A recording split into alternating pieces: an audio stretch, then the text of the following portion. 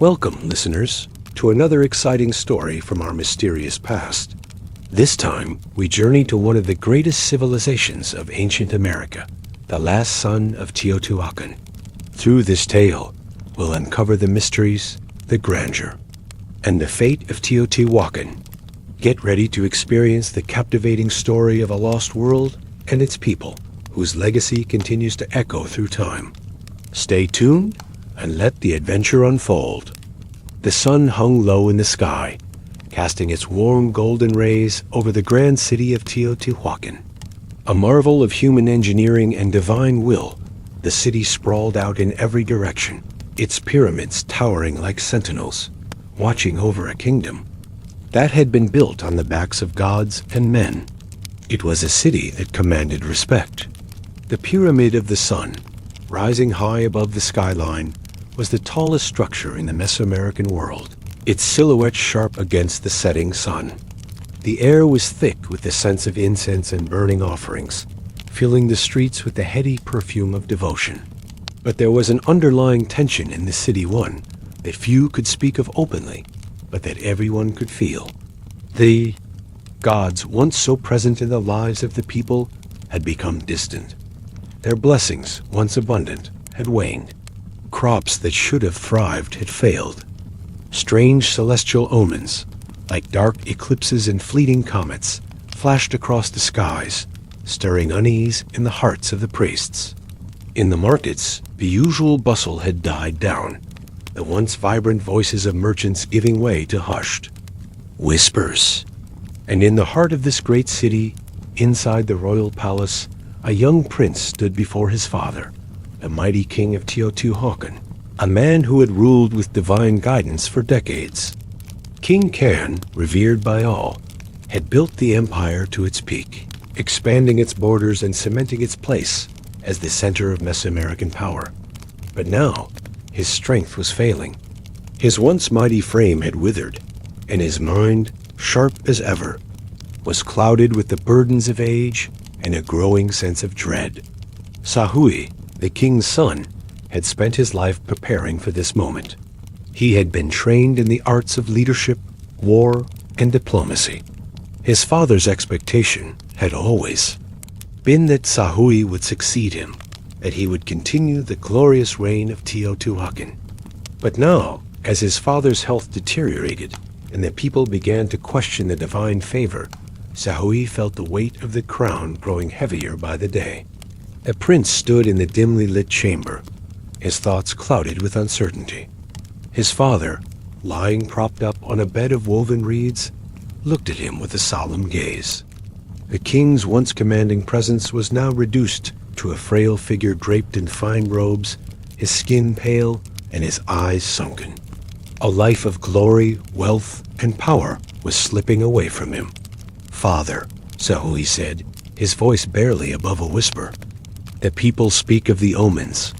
They say the gods are angry. What should I do? The kingdom is fragile. I do not know if I am ready to take on such a burden." King Can looked at his son for a long moment, his eyes filled with a mixture of pride and sorrow. "You must lead, my son. There is no choice. Teotihuacan cannot fall. It is our duty to the gods and to our people." "But what if I am not the one the gods have chosen?" Sahui's voice faltered. "What if I am not strong enough?"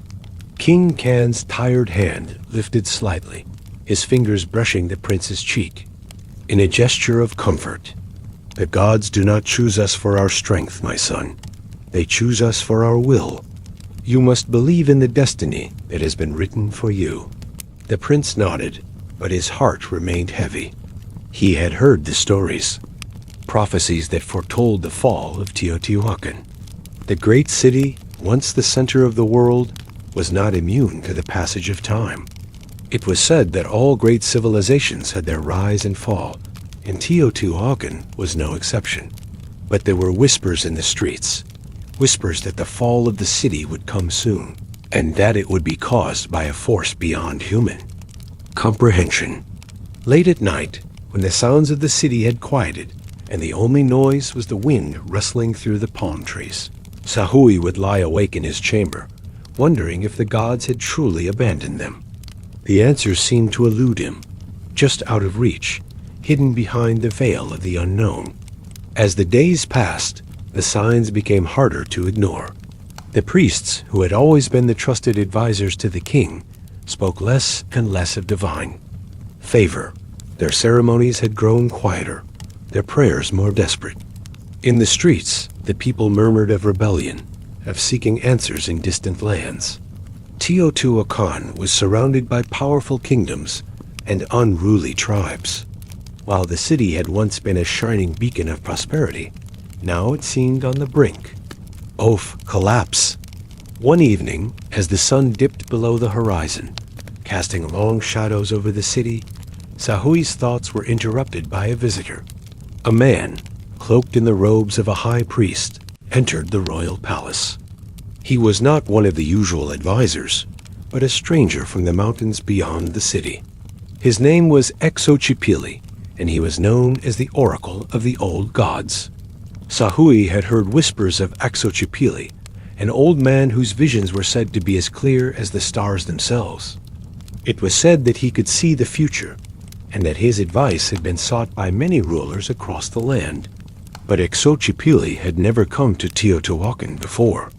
The oracle's arrival was a shock, and Sahui greeted him with a mixture of skepticism and curiosity. The old man's eyes were deep and knowing, filled with a quiet wisdom that made Sahui uneasy. "You seek answers, my prince," Xochipilli said, in a voice that seemed to echo in the room. "But answers are not always what they seem. The gods have left you, but their reasons are not as you believe." Sahui felt a chill run down his spine. "What do you mean?" "The gods have turned their backs on us. Our crops fail, the people grow restless." "How could you say they have left us?" The oracle smiled, but it was a sad smile, one filled with both pity and understanding. "The gods have not abandoned you, Sahui. They have withdrawn their favor because you have forgotten them. You have built your empire on the blood of the earth and the sacrifices of men. But you have forgotten the most important truth of all." Sahui furrowed his brow. "And what truth is that?" "The truth of a lost city," Xochipilli said softly, his voice barely a whisper. "The city where the gods once walked among men.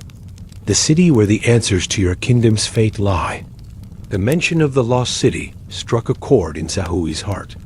It was a place spoken of only in legends, a city long buried by time and forgotten by history. The gods, so the story went, had once lived there in a golden age of peace and prosperity. But the city had vanished, swallowed by the earth itself, and with it, the gods had disappeared from the mortal world. "Where is this lost city?" Sahui asked, his voice tinged with both doubt and hope. "It lies beyond the jungles, beyond the mountains, and in a place that even the most powerful kings cannot reach without the will of the gods themselves. But you, Sahui, are destined to find it. You are the one who will uncover the truth of the past and restore your kingdom's glory." Sahui's heart pounded in his chest. The prophecy his grandfather had spoken of the one that spoke of a great sacrifice and the salvation of Teotihuacan was beginning to make sense. This was the key to saving his kingdom. "But what must I do to find it?" Sahui asked. "You must journey to the lost city," the oracle replied. "But beware, the path will not be easy. The gods will test you, and the forces that guard the city are ancient and powerful. Only the worthy may pass." As the oracle left the room, Sahui stood in silence, the weight of his decision pressing down on him. The path ahead was uncertain, but one thing was clear. The fate of Teotihuacan rested on his shoulders. He would journey into the unknown, into the heart of mystery, to find the answers that could either save or doom his people. Sahui stood alone in the chamber of the royal palace, the words of the oracle still echoing in his mind like a haunting refrain. "You are destined to find the lost city." The truth of those words weighed heavily on his chest, pressing against his ribs like a boulder. A part of him wanted to dismiss it as superstition, a simple ploy by an old man to gain influence. Yet deep within his heart, Sahui knew that what Xochipilli had spoken was not just a prophecy, it was a warning. The oracle had left him with a cryptic map drawn on a weathered piece of parchment that now lay on the stone table before him. It was a map of unknown lands, a place where the earth seemed to ripple, and the rivers wound in strange patterns. It depicted mountains with jagged peaks, dense jungles that seemed impenetrable, and a coastline that Sahui could not recognize. There was no direct route to the lost city, only a series of symbols and markings that, if understood, could lead him to the place where the gods once walked among men. But could he trust this? Could he risk everything on the word of an old man, a stranger who had come from the distant mountains to deliver a message that made no sense? And what of his people? His father lay dying, and the city of Teotihuacan teetered on the edge of disaster. If he left now, would the empire fall before he returned? Would the gods even grant him the chance to fulfill his destiny? Sahui's thoughts were interrupted by the soft sound of footsteps approaching. His most trusted advisor, Izel, entered the room, her eyes sharp as always, yet her face was filled with concern. "My prince, I heard the oracle has spoken with you." "What did he say?" she asked, her voice a mixture of curiosity and caution. Izel had served the royal family for years, and had become more than just an advisor. She was a close confidant, a fierce protector of the kingdom, and one of the few people Sahui trusted without question. Sahui hesitated before replying. He spoke of a prophecy of the lost city of the gods, a city hidden deep in the jungles, a place where the answers to our kingdom's fate lie. Izel's brow furrowed. The lost city? That is just a myth, a story told by the priests to explain what is beyond our understanding. Are you seriously considering this? Sahui stood up, pacing the length of the room as he looked at the map again. He says the gods have withdrawn their favor from us. The prophecy my grandfather spoke of, the one that foretold the fall of Teotihuacan, is coming true. The crops fail, the signs are clear our empire is dying. Izel moved closer, placing a hand on Sahui's shoulder. But that does not mean you must abandon reason. If you set out on this quest for the lost city, you risk everything. Your father's health, the stability of the kingdom, your future, all could be lost. Sahui turned toward her, his eyes blazing with determination. I cannot ignore this. The oracle spoke of a way to save Teotihuacan, and I have to find it. If we do nothing, we will fall into darkness. We must act before it is too late. Izel studied his face, searching for any hint of doubt. She had known Sahui since he was a boy. He was not one to make rash decisions. But this was different. This was a matter of faith, of destiny, and the weight of it was evident in every line of his face. You're sure about this? Izel asked, her voice barely above a whisper. That this is the only way? Sahui met her gaze without hesitation. Yes, I have to find the lost city. The gods have not left us, but we have forgotten them. The path I must walk will be difficult, but it is the only chance we have. Izel nodded slowly, her concern shifting to acceptance. Then you must be prepared. For what lies ahead, the journey will not be easy. Many will try to stop you, and the jungle itself may be your greatest enemy. But if this is your destiny, then I will stand by you. Sahui smiled faintly, grateful for her unwavering loyalty. Thank you, Izel. I will need your strength more than ever. The next few days were spent preparing for the journey. Sahui, Izel, and a small group of warriors and priests gathered in secret to discuss the path forward. Word of the oracles. Prophecy had spread quickly, and some of the priests, those who had long been skeptical of Sahui's leadership, began to speak out against the idea of searching for the lost city. They believed it was a fool's errand, a dangerous waste of time that would only lead to further disfavor from the gods. But Sahui remained resolute. He knew that the very survival of Teotihuacan rested on his shoulders, and if he was to restore the favor of the gods, he had to take the risk. The night before his departure, Sahui visited his father's chamber. King Can was weaker than ever, his breathing shallow and labored. The old king lay on a bed of fine linens, his once vibrant robes now faded with time. His eyes, though clouded with age, still held a fire that had never fully dimmed. He looked up as his son entered, a weak smile crossing his lips. "Father," Sahui said, kneeling beside the bed, "I leave tomorrow. The oracle has spoken, and I must find the lost city to save our people." King Can's hand, though frail, reached out to grip Sahui's. "You are not ready, my son. The journey you speak of is one that not even the greatest warriors have survived. You do not know what you will face." Sahui swallowed hard, his throat tight with emotion. "I have to do this, for Teotihuacan. For you." King Can's gaze softened, and he nodded slowly. "I know, my son, I know. But remember this. Even the gods can be cruel. They may not show mercy. Do not be fooled by promises of glory, for the path ahead is dark and treacherous. Keep your heart steady, and do not let your pride guide you.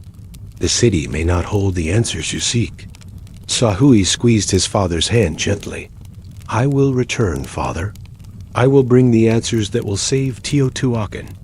King Can closed, his eyes exhausted. "Then go, my son. But know this. In seeking the lost city, you may lose something far more precious than you realize." With those final words, Sahui left his father's chamber, the weight of his father's prophecy heavy on his heart. He had known that the journey would be fraught with danger, but now he understood that it would be more than just a test of strength and will. It would be a test of everything he had ever believed in.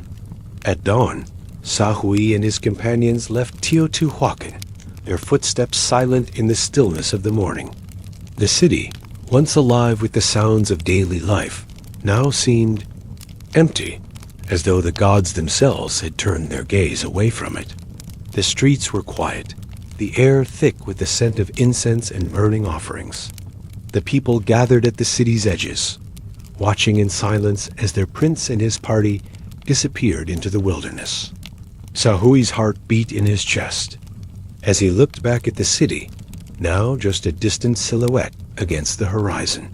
He had left behind everything he knew, his father, his people, his kingdom, to embark on a journey into the unknown. But there was no turning back. The lost city awaited, and with it, the answers to the kingdom's fate. The path ahead was unclear. They would pass through the dense jungles, the rocky mountains, and the forgotten ruins of ancient civilizations, facing not only the dangers of the wild, but also the ancient forces that guarded the secrets of the gods. But Sahui was determined. He had heard the call of destiny, and no matter the cost, he would answer it. The jungle was alive. It roared with the sounds of unseen creatures, the rustle of unseen feet moving swiftly through the thick underbrush, the calls of birds overhead, and the whisper of the wind as it passed through the canopy. The thick air clung to Sahui's skin, the humidity stifling, his clothes damp with sweat. It had only been 3 days since they had left Teotihuacan, and already the jungle had begun to wear them down. The paths, which had once been mere markings on a map, were now twisting nightmares of thorn-covered vines and impenetrable foliage. The map Xochipilli had given Sahui seemed simple at first. It had been drawn by ancient hands, with no thought of modern navigation or any guide to the distances between landmarks. It was a rough map, filled with cryptic symbols that Sahui had yet to fully understand. But he knew that the journey would test him in ways he could not imagine. The dense trees loomed overhead like ancient sentinels. Each tree was draped in thick vines that seemed to crawl toward them, as if the jungle itself was alive, watching their every move. Beneath their feet, the ground was soft, and the air was thick with the smell of decay. The jungle's undergrowth was alive with insects, and the heat was oppressive, so hot that the sweat on Sahui's brow evaporated before it could even trickle down his face. "I never thought I'd miss the sunlit streets of Teotihuacan," Isil muttered from behind him. She had remained close by his side ever since they left the capital. As his trusted advisor, she was more than just a companion on this journey. She was his anchor, the person who kept him grounded when his resolve began to waver. Sahui smiled faintly, though it was more out of habit than humor. The jungle was nothing like the grand city they had left behind. The streets of Teotihuacan had been wide and open, filled with the energy of life. Here, everything seemed swallowed up by the relentless growth of the jungle, like a forgotten world that time had abandoned. As they made their way through the jungle, Sahui couldn't help but feel a sense of unease settle in his gut. The air was thick with danger, both seen and unseen. The jungle was full of creatures he had only heard of in stories: snakes, jaguars, and things far worse, creatures of ancient myths that were said to protect the path to the lost city. But they pressed on, through the thick foliage and treacherous ground, with only the ancient map to guide them. "I don't understand these symbols," Isil said as she looked at the map, her brow furrowing in concentration. "It's almost like they were meant to confuse us." Sahui glanced over her shoulder at the map she held in her hands. The markings were peculiar, almost otherworldly.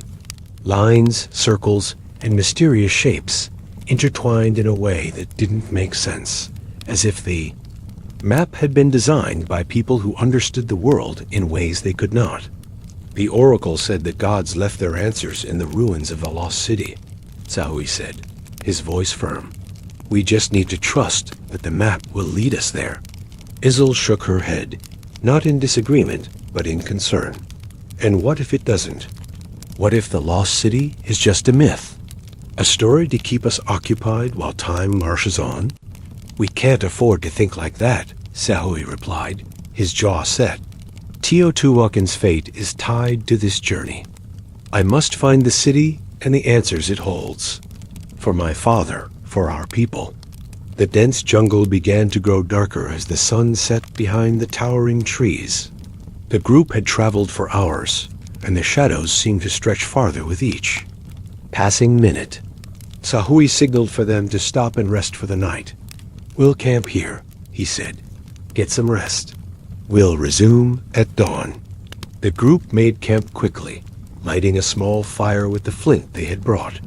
The crackling of the fire was a comforting sound in the otherwise oppressive silence of the jungle. As the flames danced and cast long shadows on the ground, Sahui sat at the edge of the fire, lost in thought. His mind kept returning to the words of the oracle. "You will find the lost city, but the gods will test you in ways you cannot imagine." What would those tests be? What would he face when he arrived at the city? And would the gods truly offer him the answers he sought? Or would they push him to the brink of destruction? The questions gnawed at him, but there was no answer. Only the silence of the jungle and the distant rumble of thunder in the sky.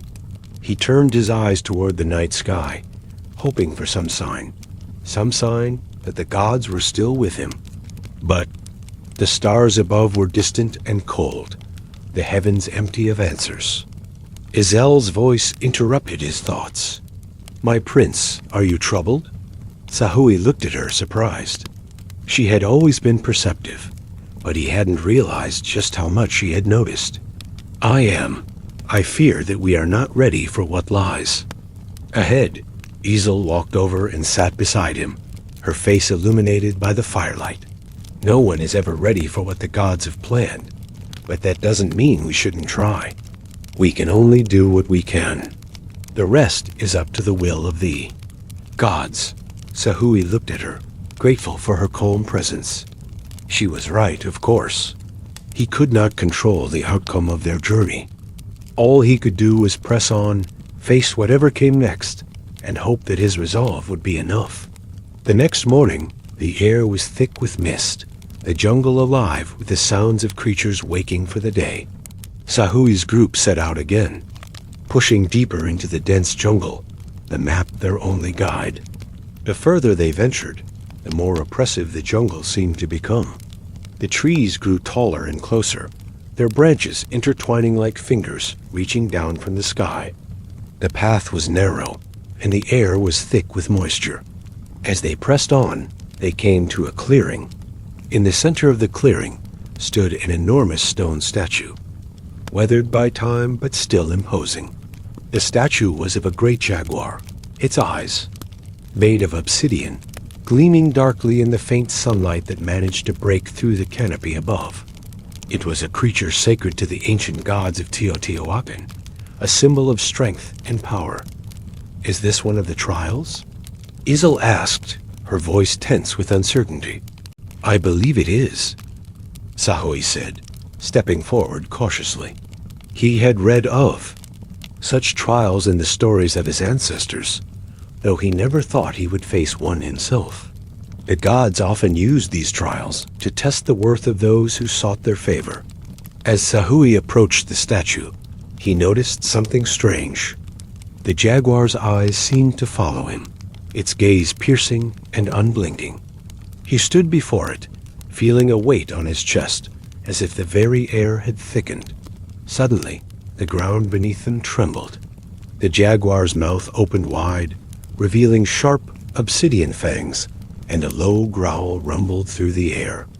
The stone beneath his feet cracked, and the jungle around them seemed to come alive, as if the very earth itself was reacting to their presence.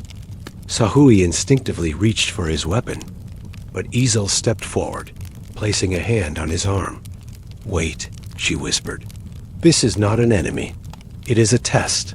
The gods are watching." Sahui hesitated, but he knew she was right.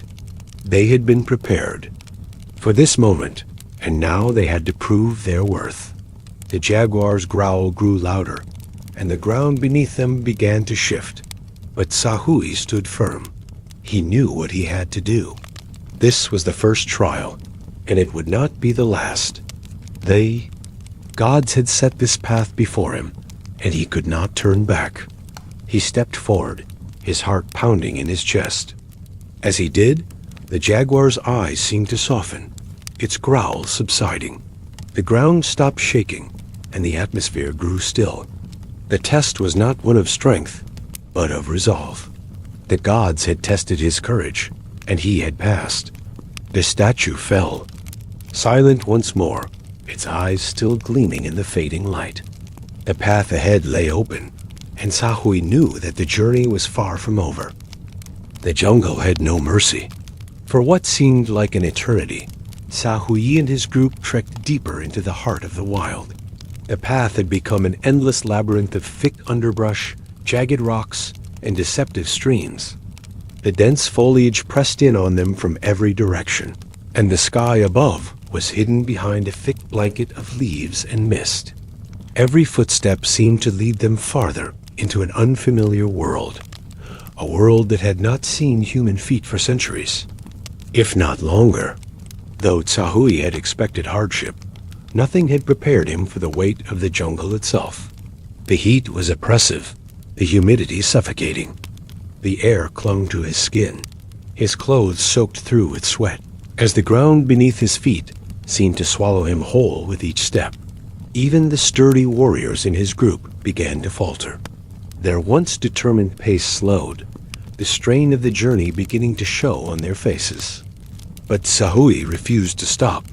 Every time his feet felt heavy, and his resolve faltered, he thought of Teotihuacan. He thought of the people who depended on him and the empire that teetered on the edge of collapse. He could not afford to fail. Izel remained by his side, as steady as ever.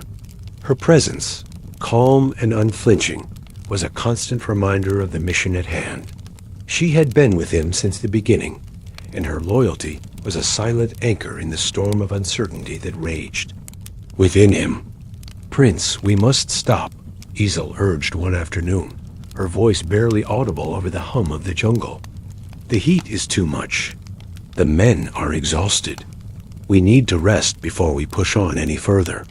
Zahui paused, looking around at the weary faces of the men who had accompanied him. Their eyes were hollow from lack of sleep, their movements slow and mechanical.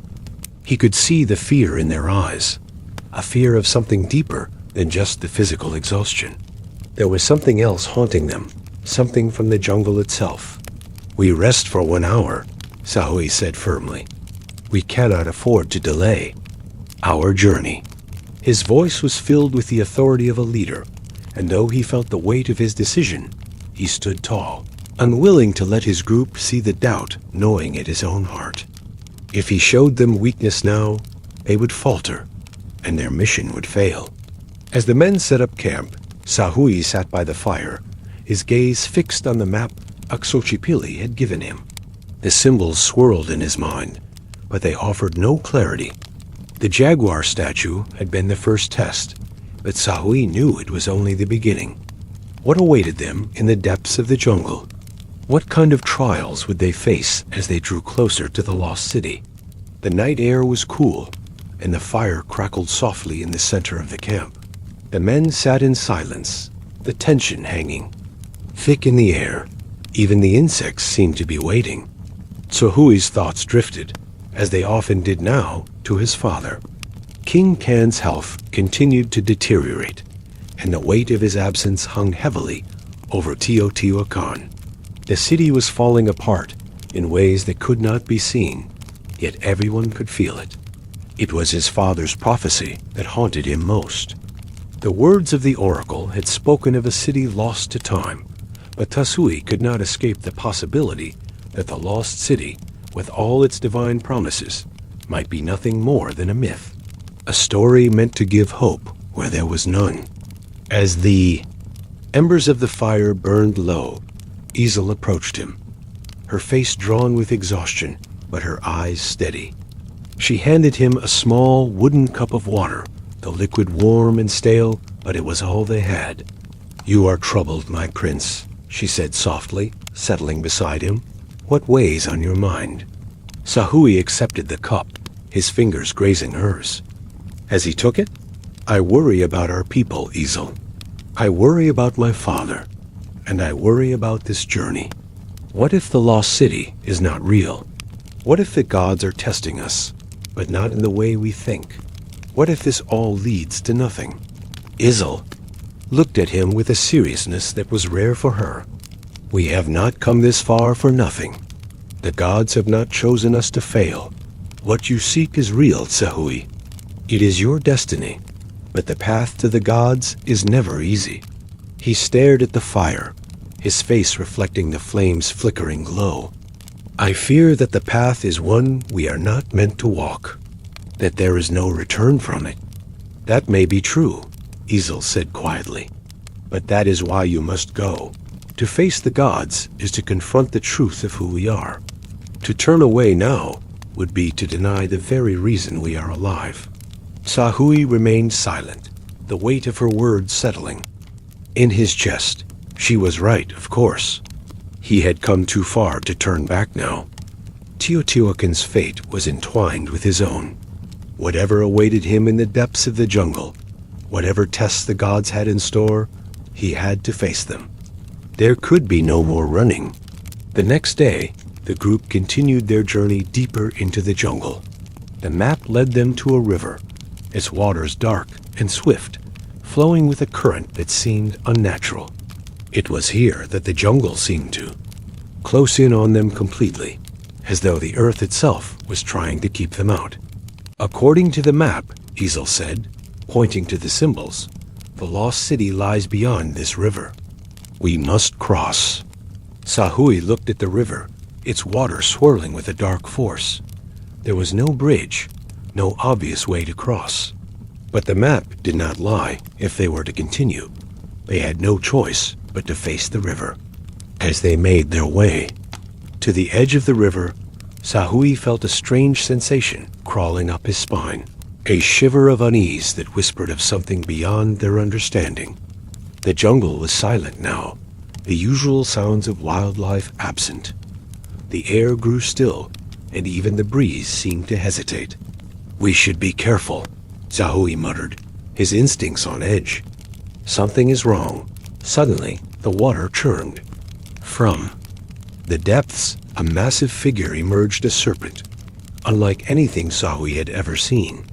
Its scales were black as night, its eyes glowing with an unnatural light. The serpent's massive head reared above the water, hissing with a sound that reverberated through the jungle. "This is the trial of shadows," Isil said, her voice a whisper of dread. "The river is sacred. The serpent guards it, a creature of the gods. If we are to cross, we must prove ourselves worthy." The serpent hissed again, its tongue flickering in and out of its mouth, and Zahui stepped forward. He knew what he had to do. This was a test of courage, of his ability to face the unknown and persevere. He reached for his weapon, but Isil placed a hand on his arm. "No," she said, "this is not a battle of steel. You must face it with your heart, not your sword." Zahui took a deep breath. His hand hovered over the hilt of his weapon, but he let it fall to his side. "I will not fight you," he said to the serpent, his voice steady, even as his heart pounded in his chest. "We seek only to pass through. If the gods have truly sent you, then let us prove our worth, not with blood, but with respect." The serpent's eyes narrowed, its massive body coiling around the water like a dark shadow. For a long moment, there was no sound, no movement, just the steady pulse of the jungle around them. And then, as if satisfied with Zahui's words, the serpent slowly sank back into the water, its massive form disappearing beneath the surface. The river calmed, the danger subsiding as quickly as it had come. The journey, though physically taxing, was only the beginning of the trials Zahui would face. The dense jungle, the sacred river, and the trials of the gods had all been mere prelude to what lay ahead. Each step he took felt like a pull toward an uncertain destiny, each path winding through shadowed dangers that tested more than just his strength. They tested his very soul. After crossing the serpent-guarded river, the jungle seemed to grow even darker, the trees taller, their twisted limbs reaching toward the sky like the fingers of forgotten gods.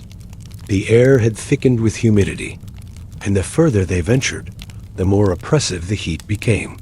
It seemed as though the jungle itself was closing in, pushing them toward an inevitable confrontation with whatever awaited in the heart of this forgotten land. Zahui walked ahead, his mind swirling with thoughts of the lost city. The further they journeyed, the more unsettled he became.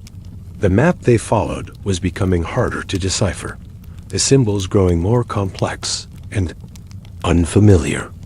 Exokili's cryptic words seemed to hang over him like a cloud, each step drawing him closer to the unknown, and with it, an undeniable sense of foreboding. His group, weary from the trials already endured, began to show signs of straying. Their bodies, though hardened by years of service, were not immune to the relentless jungle. Their food supplies were running low, and the dense foliage made it difficult to navigate. It was clear that they needed to reach the lost city soon, or risk becoming lost themselves, swallowed whole by the unforgiving land. Zahui's mind kept returning to the prophecy. Was this the path that would lead him to salvation, or was it merely a descent into oblivion? The weight of his responsibility pressed on him with every step, and he found himself questioning whether he was truly capable of fulfilling the god's will. Every decision he made could lead to victory or disaster, and each trial seemed to be a test not just of his courage, but of his very worth as a leader. It was on the fourth day after crossing the river when the winds began to shift. The once dominant hum of the jungle, the ever-present sounds of life, grew quieter. It was as though the jungle itself was holding its breath. The usual symphony of birds, insects, and rustling leaves had stilled into an eerie silence. Saui could feel the change in the air, an unnatural stillness that had settled like a fog, heavy and suffocating. "We should rest," Isel said, her voice barely above a whisper. Her hand instinctively went to the hilt of her weapon, her sharp eyes scanning the dense foliage. Sahui nodded, though his own instincts were on edge. Something was wrong. He could feel it in his bones, a prickling sensation at the back of his neck. The gods had not yet shown him the full extent of their trials, and he wondered if this silence was just another test. But there was something deeper beneath the stillness. It was as if something ancient and powerful had awakened, stirring the very ground beneath their feet. As the group made camp in a small clearing, Sahui couldn't shake the feeling that they were being watched. The shadows that danced around the campfire seemed deeper than usual, darker than they should have been. The jungle, though silent, felt alive, like it was waiting for something, waiting for them. Isel, as ever, remained vigilant. She set up their small camp with practiced ease, her sharp eyes constantly darting toward the perimeter of their camp. But despite her usual poise, even she seemed troubled. Sahui sat at the edge of the campfire, staring into the flickering flames, lost in thought. It had been days since they had seen any sign of the lost city, and the further they went, more the jungle seemed to stretch out infinitely, as if it would never end. The journey had been exhausting, both physically and mentally, and yet the weight of Teotihuacan's fate pressed on him, as heavy as the jungle itself. "We're close," Isel murmured, her voice just loud enough for Sahui to hear. She sat beside him, her eyes scanning the darkness. "I can feel it. The jungle is testing us, but we are nearing something." Sahui turned toward her, his face reflecting the orange glow of the fire. "I know. I can feel it too. But what if we're wrong? What if the lost city is nothing more than a myth? What if the gods have led us here only to let us fail?"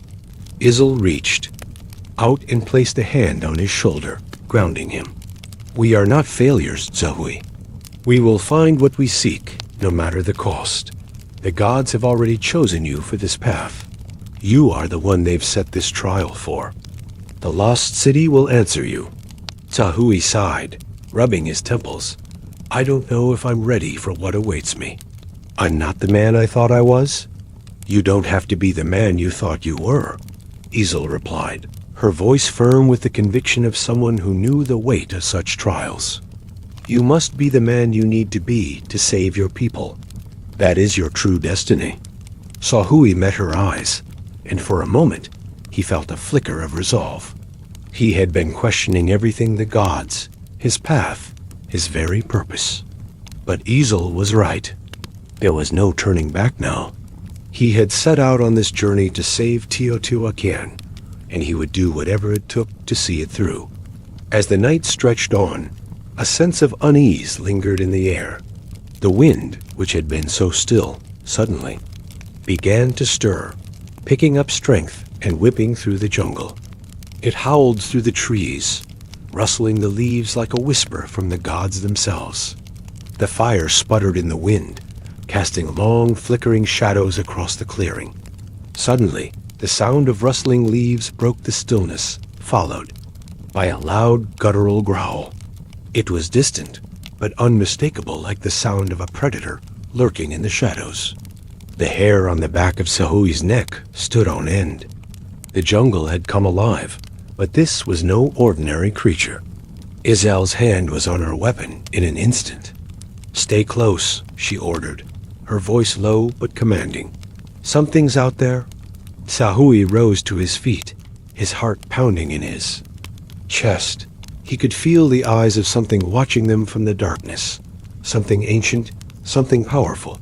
It was more than just the jungle. It was as though something or someone was testing them.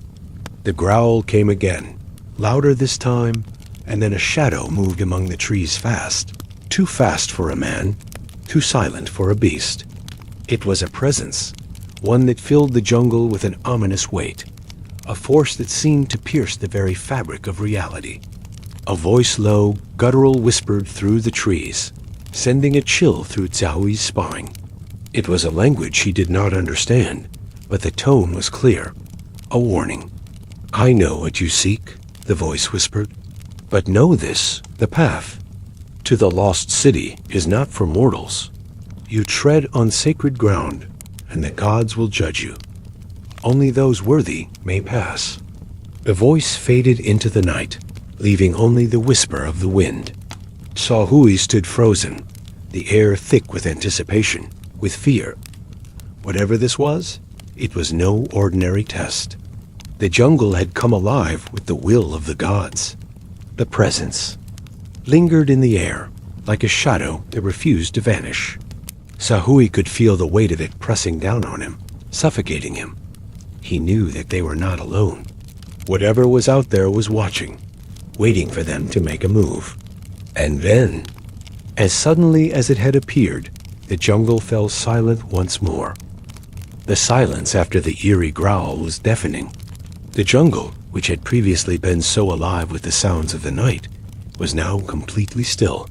The fire crackled softly, as if even it was unsure whether it should continue to burn in the shadow of whatever had just spoken to them. Xiaohui stood frozen, his breath coming in short, controlled bursts as he listened intently for any sign of movement. The dense darkness of the jungle pressed in around them, thick with the scent of earth and decay.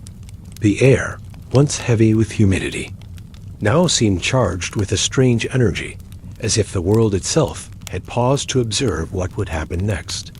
"Stay sharp," Isil murmured, her voice barely audible, but Xiaohui could sense the tension in her tone. She was already scanning the darkness, her hand on her weapon.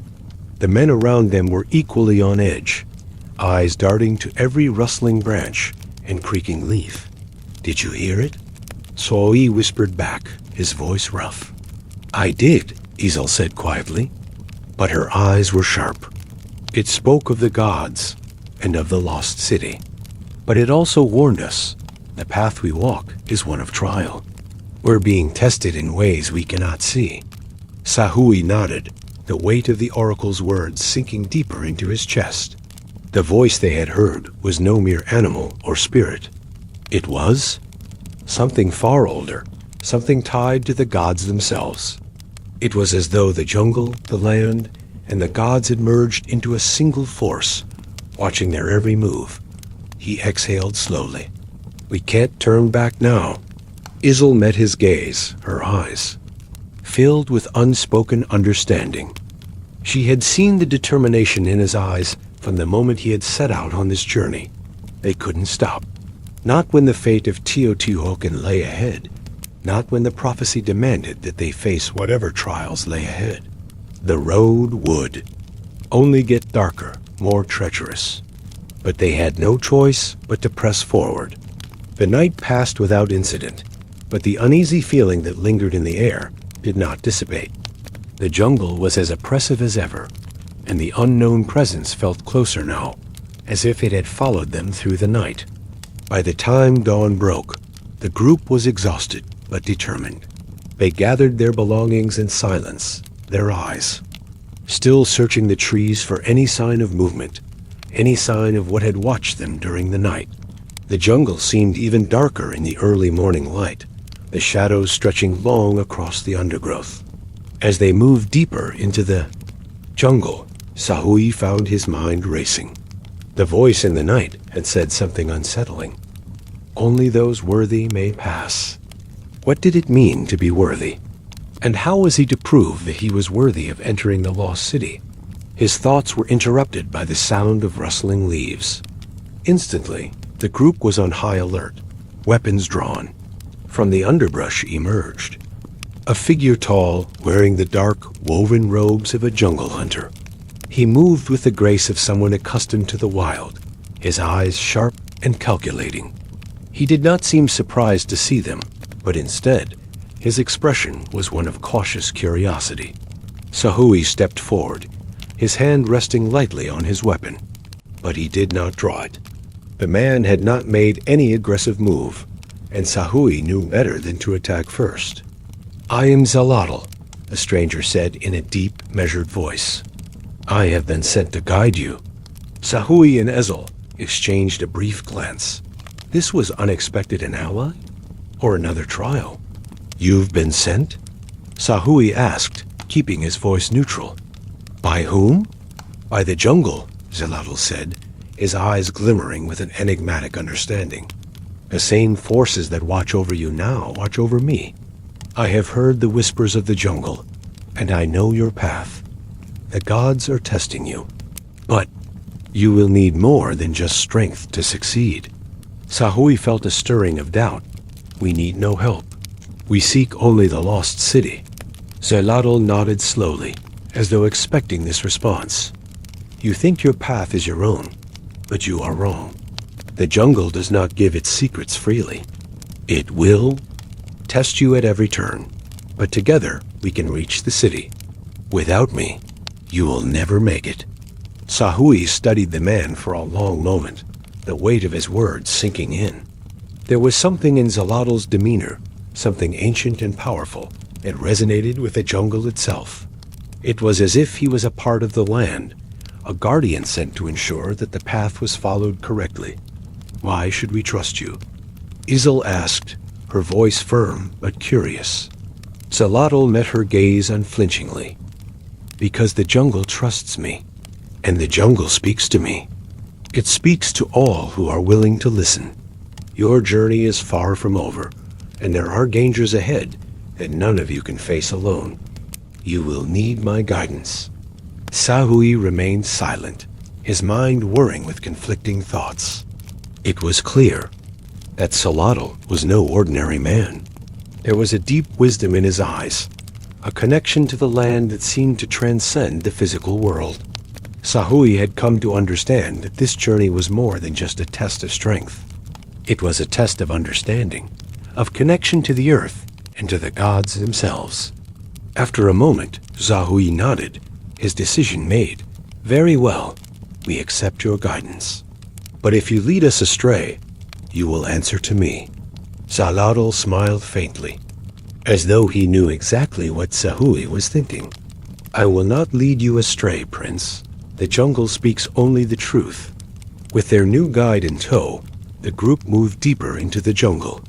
Zalotl led them through paths that seemed to appear and vanish with the whims of the trees. He moved with an ease that made Sahui feel as though they had been walking in the wrong direction all along. The jungle, once an oppressive and mysterious force, now felt more like a living, breathing entity, one that responded to Zalotl's presence. As the day wore on, the air seemed to grow heavier. The silence returned, but this time it was not oppressive.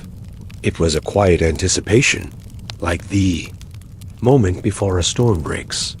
Sahui couldn't shake the feeling that they were being watched. The jungle itself seemed to be alive, aware of their every movement. Zalotl's pace never faltered, and he moved as if he had been walking these paths for centuries. He spoke little, but when he did, his words carried weight, and Sahui found himself listening more intently than ever. "Your journey," Zalotl said, his voice breaking the silence, "is not just about reaching the lost city. It is about understanding the forces that shape this land. The gods are not distant beings, as your priests might say. They are here, in the earth, in the rivers, in the very air you breathe." Sahui's brow furrowed. "The gods are here?" "You mean they are part of the land?" Zalotl nodded. "Yes, they are the land. The sky, the animals, the trees. Everything that exists here is touched by their presence. But they are also bound by rules, rules that even they must obey. The lost city holds the key to these rules, but only those who understand the balance of nature, the cycle of life and death, can unlock its secrets." Sahui was silent for a long moment, his mind whirling. The oracle had spoken of the gods' withdrawal, of the city where the gods had once walked. But Zalotl spoke of something different, a deep symbiotic relationship between the gods and the land itself. I thought the gods were distant, Sahui said quietly, that they had abandoned us. Your priests have told you this, Xalotl replied. But it is not true. The gods are not gone. They are here, in everything. You simply need to learn how to listen. Sahui thought about this as they continued their journey. The jungle, which had once seemed like an enemy, now felt like a presence, like an ancient being that had waited patiently for the return of the gods chosen. As the day began to fade into evening, the jungle shifted again. The path before them narrowed, the trees closing in around them as if they were being funneled into a hidden chamber. The air grew colder, and a faint mist began to rise from the earth, curling around their feet like the fingers of the dead. This is it, Xalotl said, his voice low and reverent. We are close. The lost city is ahead. Sahui's heart skipped a beat. The time had come. After days of travel, after countless trials, they were finally approaching the heart of the jungle, the place where the gods had once walked. But what would they find there? Would it be salvation or something darker? The jungle seemed to pulse with life, its shadows growing longer as the twilight hour descended. A strange calm had settled over the group after the unsettling encounter with Xalotl and the eerie presence they had felt lurking in the darkness. Now, under his guidance, they ventured deeper into the heart of the jungle, the air thick with mystery and anticipation.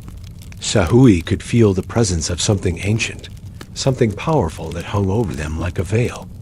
The silence was profound, and the steady rhythm of their footsteps was the only sound breaking through the heavy stillness. The path ahead seemed to grow darker with each step, as though they were entering a place beyond time itself, a place where the gods might still walk, watching over them. Xalotl moved ahead of them, his form blending seamlessly into the shadows of the trees. He had become their guide, their protector, and to some extent, their mystery. Sahui knew that Xalotl wasn't just a guide. There was something else about him, a connection to the land, to the jungle, to the forgotten gods. The further they traveled, the more Sahui felt that the jungle itself was alive, that it was part of something far greater than he had ever imagined. How much further? Sahui asked, his voice quiet but firm. They had been traveling for hours, and fatigue was beginning to take its toll on the group. The heat, the oppressive humidity, and the weight of the journey had drained them. We are close, Xalotl replied, his voice low and almost reverent. The city lies ahead, but before you can enter, you must understand something. Sahui's brow furrowed. What must we understand? Xalotl stopped and turned to face him. The lost city is not just a place. It is a trial, a test of your spirit, your resolve, and your understanding of the gods' will. To enter the city is to accept the responsibility of the gods. The city was not abandoned. It was hidden, concealed from the world for a reason. Only those who understand the balance between life and death, who understand the divine order, may enter. Sahui's heart beat faster, the weight of Xalotl's words sinking in. The gods are watching us, he said softly, more to himself than anyone else. Yes, Xalotl replied, his eyes glinting in the twilight. And they are waiting to see if you are worthy? The group continued their trek through the jungle, but now a sense of urgency had replaced their earlier caution. They were on the cusp of something great, something divine, and it was as if the jungle itself was holding its breath, waiting for them to make the next move. As the sun dipped below the horizon, the jungle seemed to part before them. A massive stone structure loomed ahead, hidden in the thick foliage, its great walls standing like ancient sentinels watching over the land. The lost city had emerged from the shadows. Sahui stood still, his breath catching in his throat. He had seen many grand structures in his life, Teotihuacan's towering pyramids, the great temples, but nothing compared to this. The lost city was more than just stone and mortar. It was a testament to the god's power, a place where the divine had once walked among men. The city was vast, its size unimaginable, with towering pyramids that reached toward the sky, stone temples adorned, with intricate carvings of the gods, and courtyards filled with life and energy. But what struck Sahui most was the air. There was something sacred about it, something ancient and timeless that hung in the atmosphere, as though the very land itself was alive with the presence of the gods. "This is it," Sahui said softly, his voice filled with awe. "The lost city?" Zalotl nodded, his face unreadable. "Yes, but entering it is not enough. To enter the city is to accept the challenge of the gods. You must pass their trial." Sahui stepped forward, but Zalotl stopped him with a hand on his arm. "Before you enter, you must understand the trial that awaits you." Sahui turned to face him, his heart racing. "What is the trial?" Zalotl's eyes softened, as if preparing himself to speak of something ancient, something that had been hidden for centuries.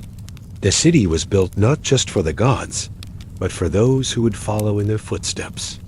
The trial is a test of your spirit, your strength, and your understanding of the divine. The gods will show you the balance of life and death, the unity of the earth and the heavens. You must confront your past, your fears, and your desires. Only then can you enter the city and uncover the answers you seek. Sahui swallowed hard. The weight of Zalotl's words sank in. "What happens if we fail?" Zalotl's gaze turned grave. "Failure is not an option.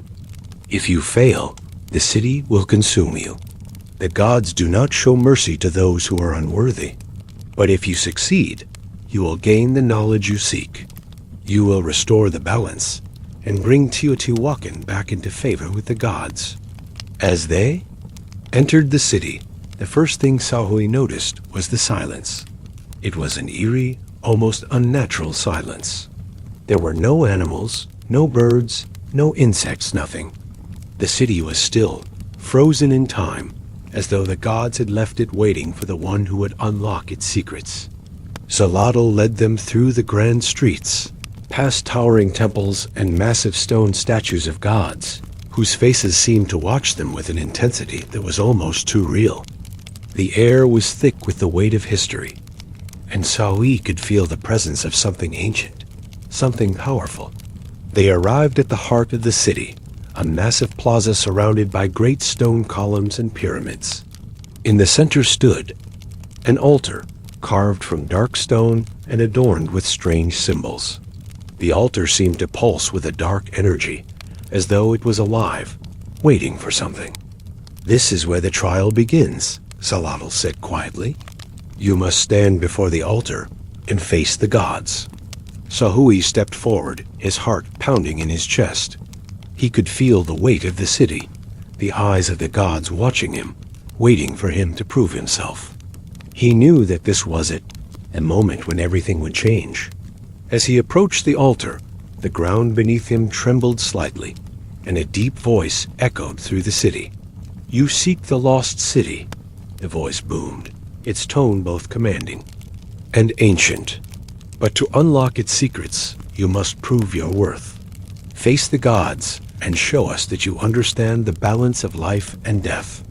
Only then may you enter the city and claim your prize." Sahui stood tall, his breath steady, his heart pounding with both fear and anticipation.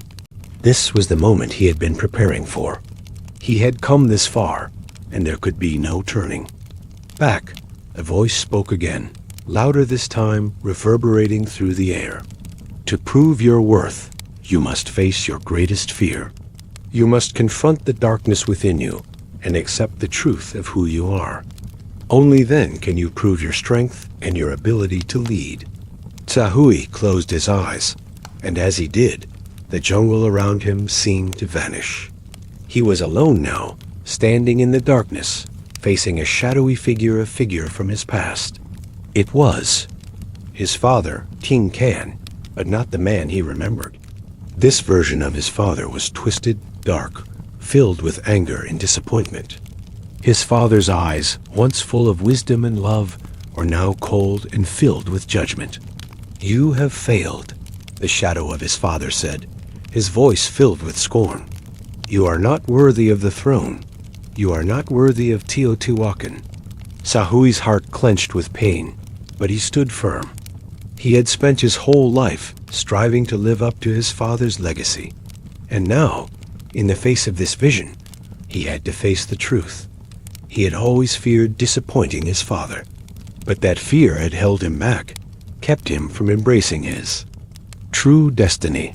"I am worthy," Sahui said, his voice trembling at first, but growing stronger with each word. "I am worthy to lead my people. I am worthy of the gods' favor. I will not let fear dictate my future." The shadow of his father seemed to waver, and the air around Sahui grew warmer, brighter. The figure faded into the light, and Sahui was left standing alone in the plaza once again. The voice returned, softer now, almost approving. "You have passed the first trial, but there are more tests ahead. The path to the lost city is not easy, and you must face your past, your fears, and your desires. Only then can you uncover the answers you seek." Sahui took a deep breath, his chest rising and falling with the weight of the trial he had just faced. The path ahead was still uncertain, but for the first time since he began this journey, he felt truly ready to face whatever the gods had in store. The air in the lost city seemed to thicken with every passing moment, the weight of ancient power pressing down on Sahui and his companions. They had passed the first trial, but as Xolotl had warned, there were more challenges ahead. The jungle had given way to this sacred place, but its secrets were far from revealed. The gods were watching, and the trials were not over. The plaza where Sahui had faced his first test was eerily quiet now, its stone surface gleaming under the pale light of the moon. The walls of the city stretched high around them, their carvings depicting gods and rituals that Sahui could not fully comprehend. The air was thick with the scent of damp earth, and the silence seemed almost oppressive. It was as though the city itself was holding its breath, waiting for the next move. Sahui glanced around at his group. The warriors, who had been steadfast and strong, now seemed weary. Isil, ever vigilant, stood closest to him, her sharp eyes scanning the shadows. Xolotl, though outwardly calm, had a glimmer of concern in his eyes, as if he knew the trials ahead would test them in ways they had not anticipated. Sahui's mind was heavy with the weight of the prophecy, the words the oracle had spoken. "Only those worthy may pass," replayed in his mind like a drumbeat. He had faced his fear, confronted his past, and proved his strength. But what if the gods were testing him in ways he could not yet understand? "We should move forward," Isil said, her voice low but firm, as though she had read the uncertainty in his gaze. "The longer we stay here, the more the jungle closes in. The gods will not wait forever." Sahui nodded, though his heart was heavy with doubt. The city stretched before them, the path ahead unclear. What lay beyond this plaza? Was it truly the lost city of the gods? Or was it something darker, a place meant to trap them forever? As they moved forward, the air seemed to grow colder, and the oppressive silence deepened. They passed under a massive stone archway, the symbols carved into its surface unfamiliar and strange. The path narrowed, leading them into a cavernous space, a great hall that seemed to have been carved directly from the mountainside.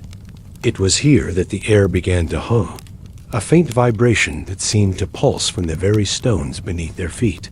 The walls of the hall were lined with stone statues, each one depicting a god, their faces carved with such detail that they seemed alive, their eyes following every movement.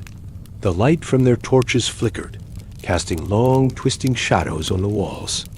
In the center of the hall stood a raised platform, an altar of sorts. The air around it shimmered, as if it held some kind of power, something ancient and untouchable. Sahui's heart raced as he stepped forward, drawn to the altar by an unseen force. The whispers of the gods, faint and indistinct, seemed to echo in his mind. But it was not the altar that caught his attention. It was the figure standing in front of it, Xolotl. Sahui stopped in his tracks. "What is this?" he asked, his voice hard with suspicion. "Why are you standing before the altar?" Xolotl turned slowly, his face unreadable, but there was something in his eyes, a flicker of something that Sahui could not place. The calm, wise figure who had guided them through the jungle, the man who had spoken of trials and tests, seemed different now. There was a tension in his posture, something guarded. "You have made it this far," Xolotl said, his voice low and measured. "The gods are pleased with you. But there is one final test you must face. A test of trust." Sahui's brow furrowed. "A test of trust? You've guided us through this jungle, but now you speak of trust? What is this place?" Xolotl's gaze hardened, and for the first time, Sahui saw something cold in his eyes. "This is the heart of the lost city, but it is also where the true trial begins. The gods do not test you just for strength or courage. They test you for loyalty. They test your ability to see the truth, even when it is hidden from you." A sudden realization struck Sahui, and he stepped forward, his voice rising with anger. "This is what you've been hiding. You knew this trial was coming.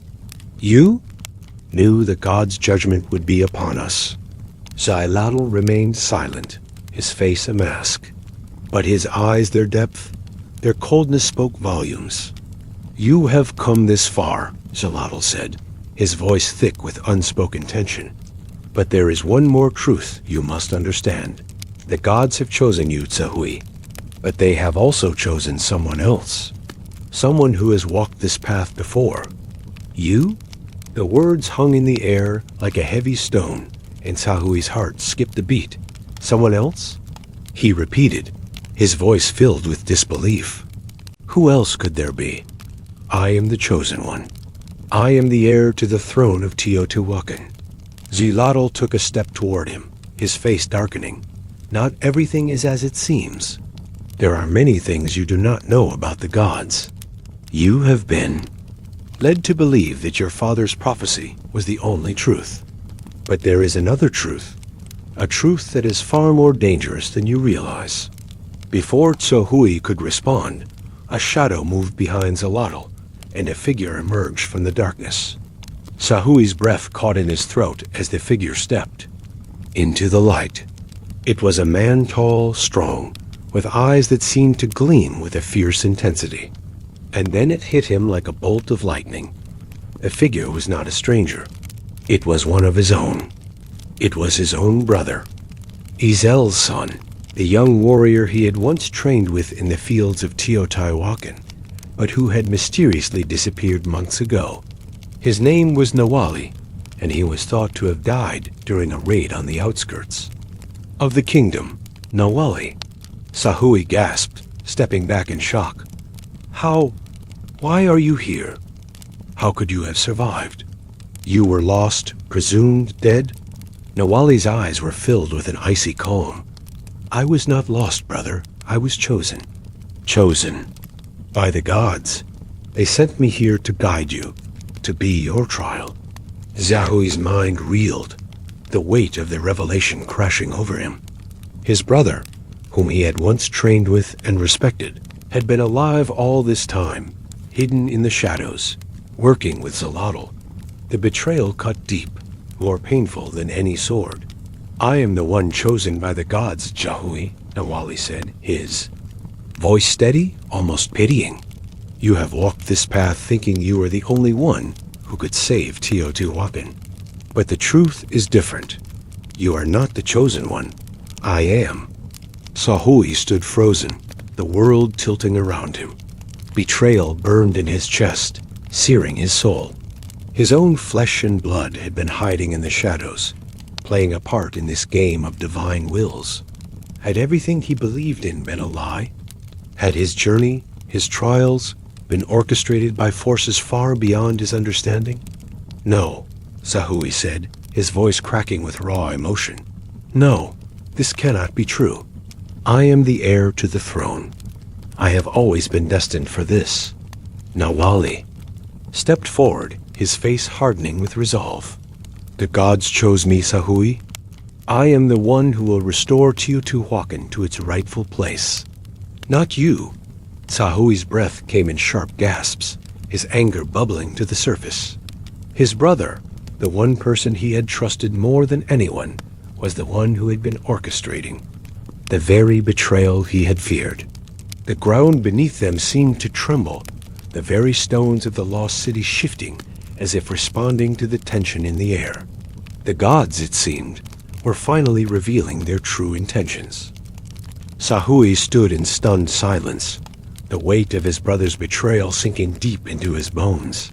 Nawali's words echoed in his mind, each one sharper than the last. I am the one chosen by the gods. The truth, if it could even be, called that, hit Sahui like a blow to the chest. His own flesh and blood, someone he had trusted, had been plotting in the shadows. Everything Sahui thought he knew about his destiny was crumbling before his eyes. The lost city, once an awe-inspiring place filled with mystery and divine power, now felt like a tomb.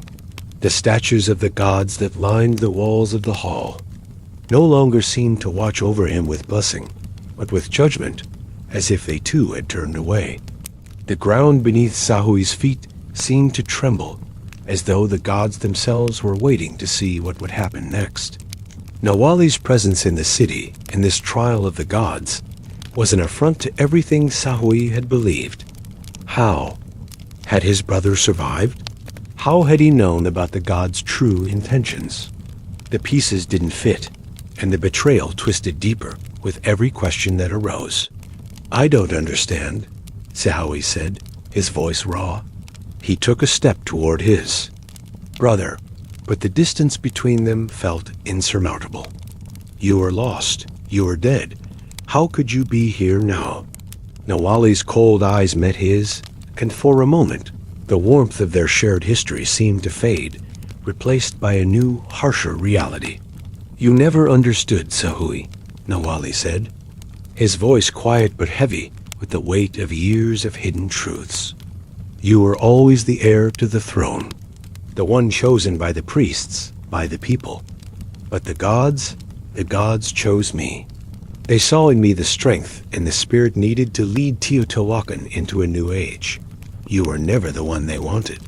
Sahui shook his head, his mind reeling. No, you were just a child when the raids came. You disappeared, presumed dead. I have spent my life fighting to prove my worth to the gods, to my father. And now, you tell me I was never meant to lead?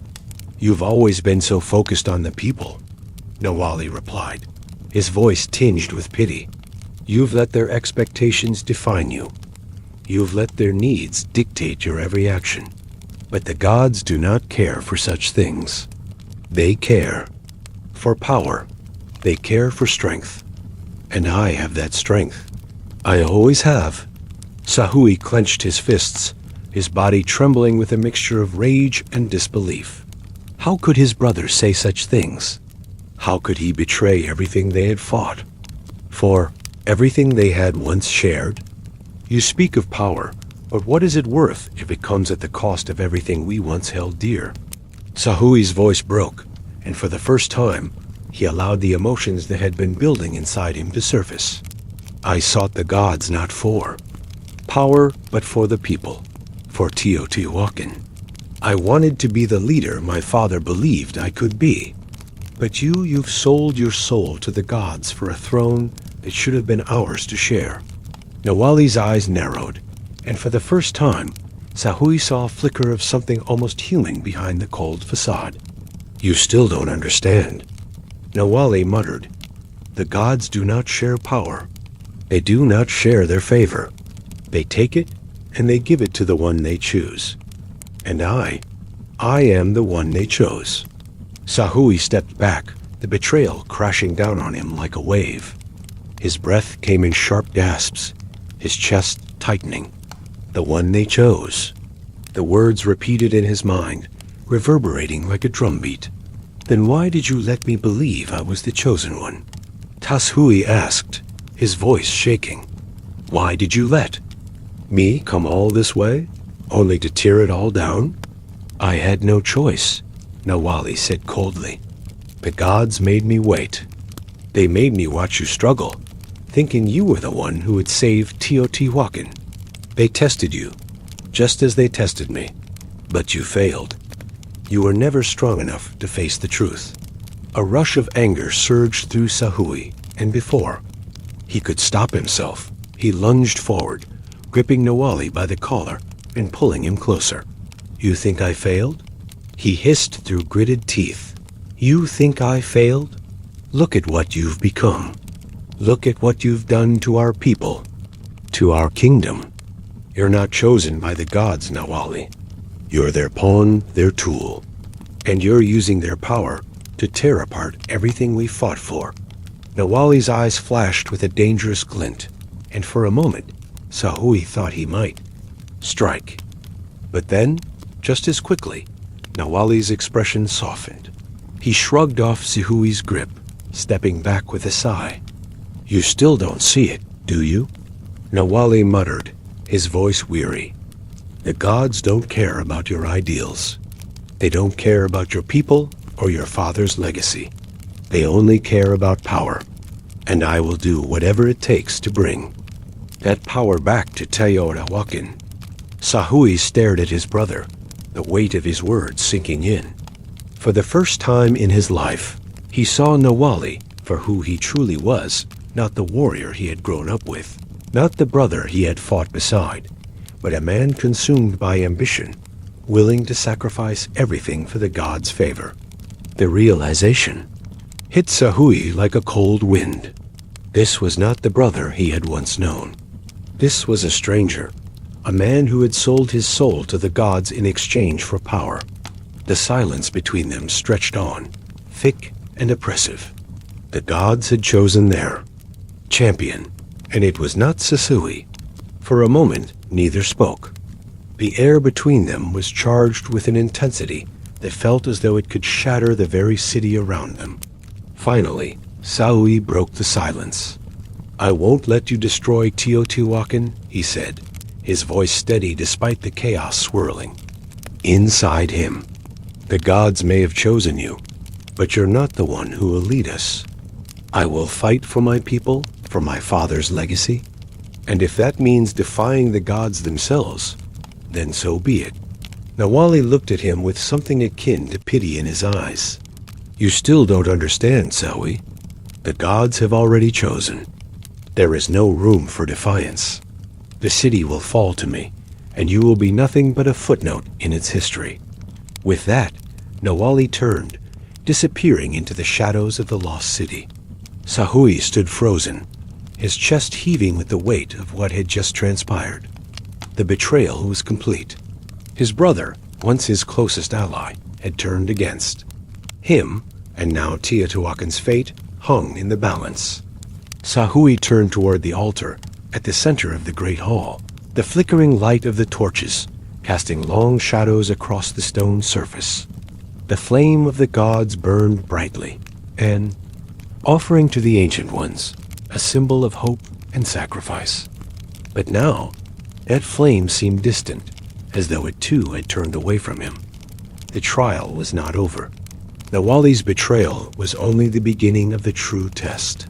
Sahui had come to this city seeking answers, seeking salvation for his people.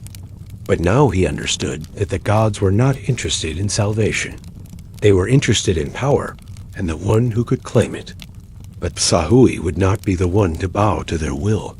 He would fight. He would reclaim Teotihuacan's future. And if the gods stood in his way, he would face them head on.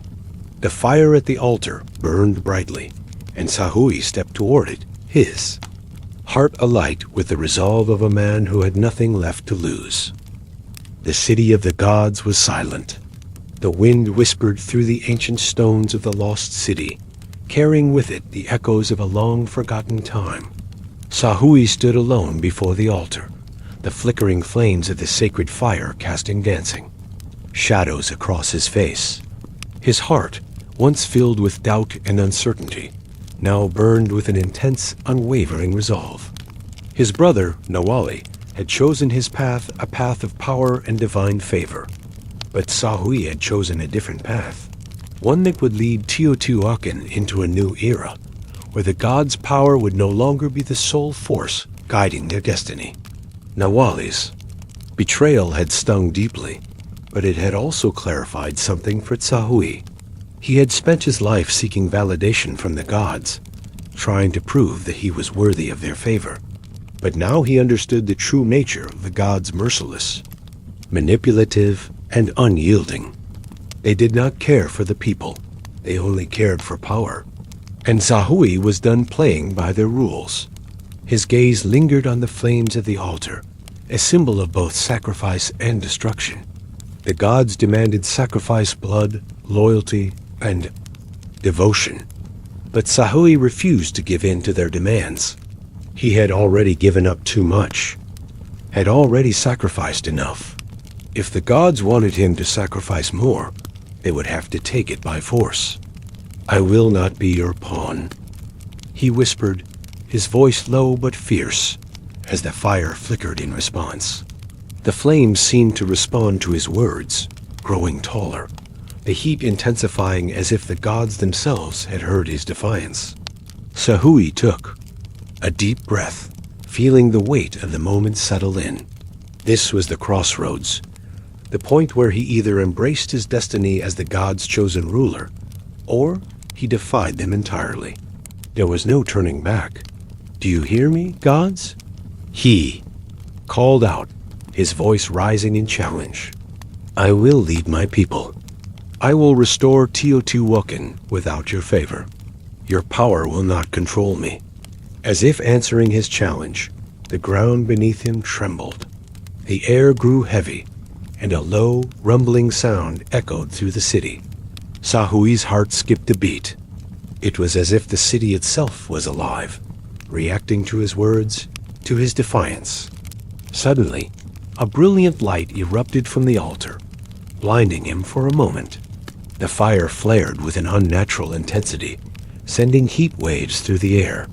Tzahu stepped back, his hand instinctively going to the hilt of his sword. He had expected the gods to be wrathful, but nothing could have prepared him for the fury that followed. From the heart of the fire, a figure emerged, a god, or something like one. Its form was formless, a swirling mass of light and shadow. A Zida, presence that seemed to encompass the very essence of the lost city itself. Its eyes burned with an unearthly fire, and its voice echoed with a power that shook the ground. "You defy us?" The voice boomed, reverberating through the stone walls. "You dare challenge the gods?" Sahui stood tall, though his heart raced in his chest. "Yes," he replied firmly. "I challenge you. You are not my gods. You do not control my destiny." The figure loomed before him, its presence overwhelming. It seemed to grow larger, more menacing with every word. "You are nothing," it hissed. "You are a mere mortal, and you will bow to us, or you will perish. We gave you life, and we can take it away." The ground trembled again, and Sahui felt the air grow thick with a pressure that seemed to crush his chest.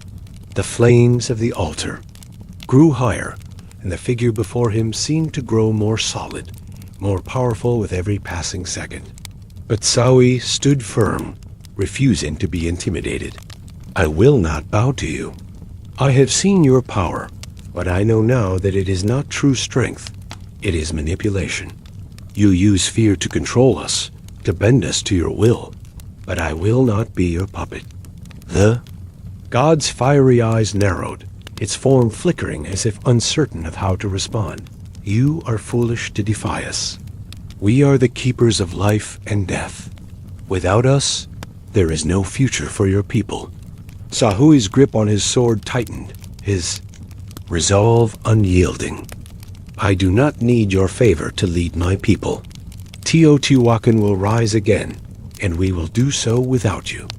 We will build our future on our own terms, not on the terms of gods who care nothing for the lives they shape. The gods' form twisted in. Fury, its light intensifying until it seemed as though the very air itself would catch fire. You dare speak of defiance? It screamed. You will pay for this insolence, mortal. Before Tahui could react, a blinding flash of light enveloped him. The god's power surged through the air, a force that seemed to tear at the very fabric of reality. For a moment, Tahui felt as though he were being torn apart, his body racked with unimaginable pain. His vision blurred, and he struggled to remain standing as the power of the god bore down on him.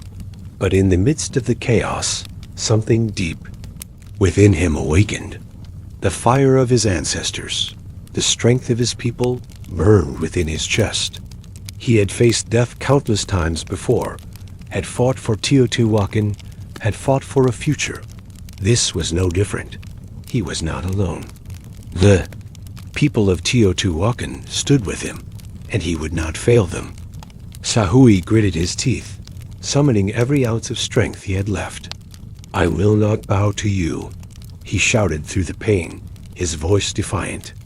I will not be your pawn. One choose my own destiny. And then something incredible happened.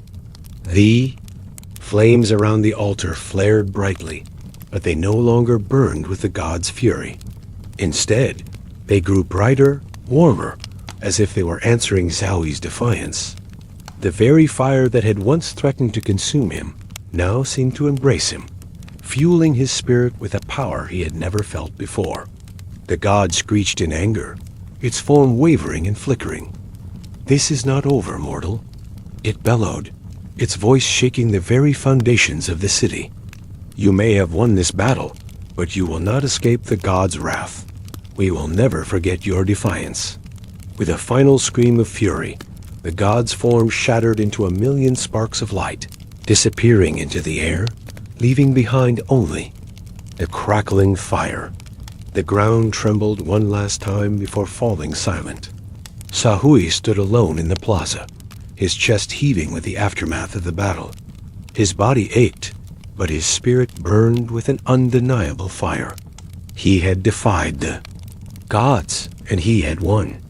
For the first time in his life, he felt free. Free from the gods' chains, free from the expectations that had bound him for so long. He turned toward his companions, who had watched in stunned silence as the battle unfolded. Izel's eyes were wide with awe, and Zalotl, though calm, seemed to carry an unspoken respect for what had just transpired. It's over, Tahui said, his voice steady, though his heart still raced with the intensity of the moment. The gods have no power over us. Teotihuacan will rise, and we will be the ones to shape our future. The fire of the altar burned brightly. Behind him, casting long shadows across the stone floor. The trial was over, but the war for Teotihuacan's future was just beginning. Tahui had broken free from the god's control, but the path ahead would be filled with challenges, both seen and unseen. Teotihuacan's fate rested in his hands, and Tahui knew that the trials of the gods had only just begun. The fire in the altar slowly faded, its flames now reduced to a mere flicker, casting long, trembling shadows over the great hall. The air that had been thick with the power of the gods now felt strangely empty, hollow even. Tahui stood in the silence, his body still vibrating with the aftermath of the battle, his chest heaving as if the very air itself was too heavy to breathe. He had defied the gods and won. The echoes of their anger still reverberated in his bones, but for the first time in his life, Tahui felt truly free. But freedom came at a price. The god that had attacked him, destroyed by his defiance, was only the first in a series of trials set in motion by powers far greater than he had ever imagined. The gods may have been weakened by their defeat, but their wrath was far from. extinguished. Sahui knew that they would come for him, that his victory had set him on a path of no return. Teotihuacan's survival depended on his choices now, and he was no longer just a prince. He was a leader who had challenged the very gods that had once watched over his people. The sound of footsteps broke his thoughts. Ezel, Zalotl, and the rest of the warriors who had accompanied him to the lost city now stood in a loose circle behind him. Their eyes were wide with awe and disbelief, their expressions uncertain as they looked upon the altar where the god had been. "You did it," Ezel said softly, her voice filled with both admiration and concern. "You defeated the god." Sahui turned toward her, his eyes still filled with the remnants of the battle's fire. "It's not over. The gods will not forgive me. They've only just begun to show their wrath." Zilotl stepped forward, his gaze unreadable as always. "You have angered them, but you have also proven that you are worthy of Teotihuacan's future. This victory, however, is just the beginning. There will be more trials. The gods will not rest until they have tested every aspect of your resolve." Sahui met his eyes, the weight of his words settling on him. "I know, but I will not bend to their will. I have already paid the price for defying them. What more could they want from me?" Zalotl's eyes flickered with something pity, perhaps. "The gods want nothing from you but your submission, your obedience. But you have given them neither. This is why they will come for you, and why they will seek to destroy you." The words hit Sahui harder than he expected. He had known the journey would be difficult, but he had not anticipated the full consequences of defying the gods. His people had followed him into the jungle, following his vision and his promise of salvation. But now the very forces that had once shaped their civilization were his greatest enemy. For the first time, Sahui felt the full weight of his responsibility. He had chosen this path, he had defied the gods, but in doing so, he had condemned himself to a future of constant struggle.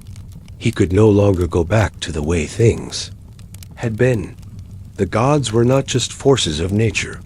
They were the power that held Teotihuacan in their grasp, and he had taken that power away.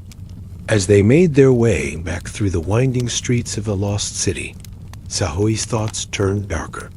The journey had begun with hope that he could restore Teotihuacan to its former glory, hope that he could unite his people under a new, stronger vision.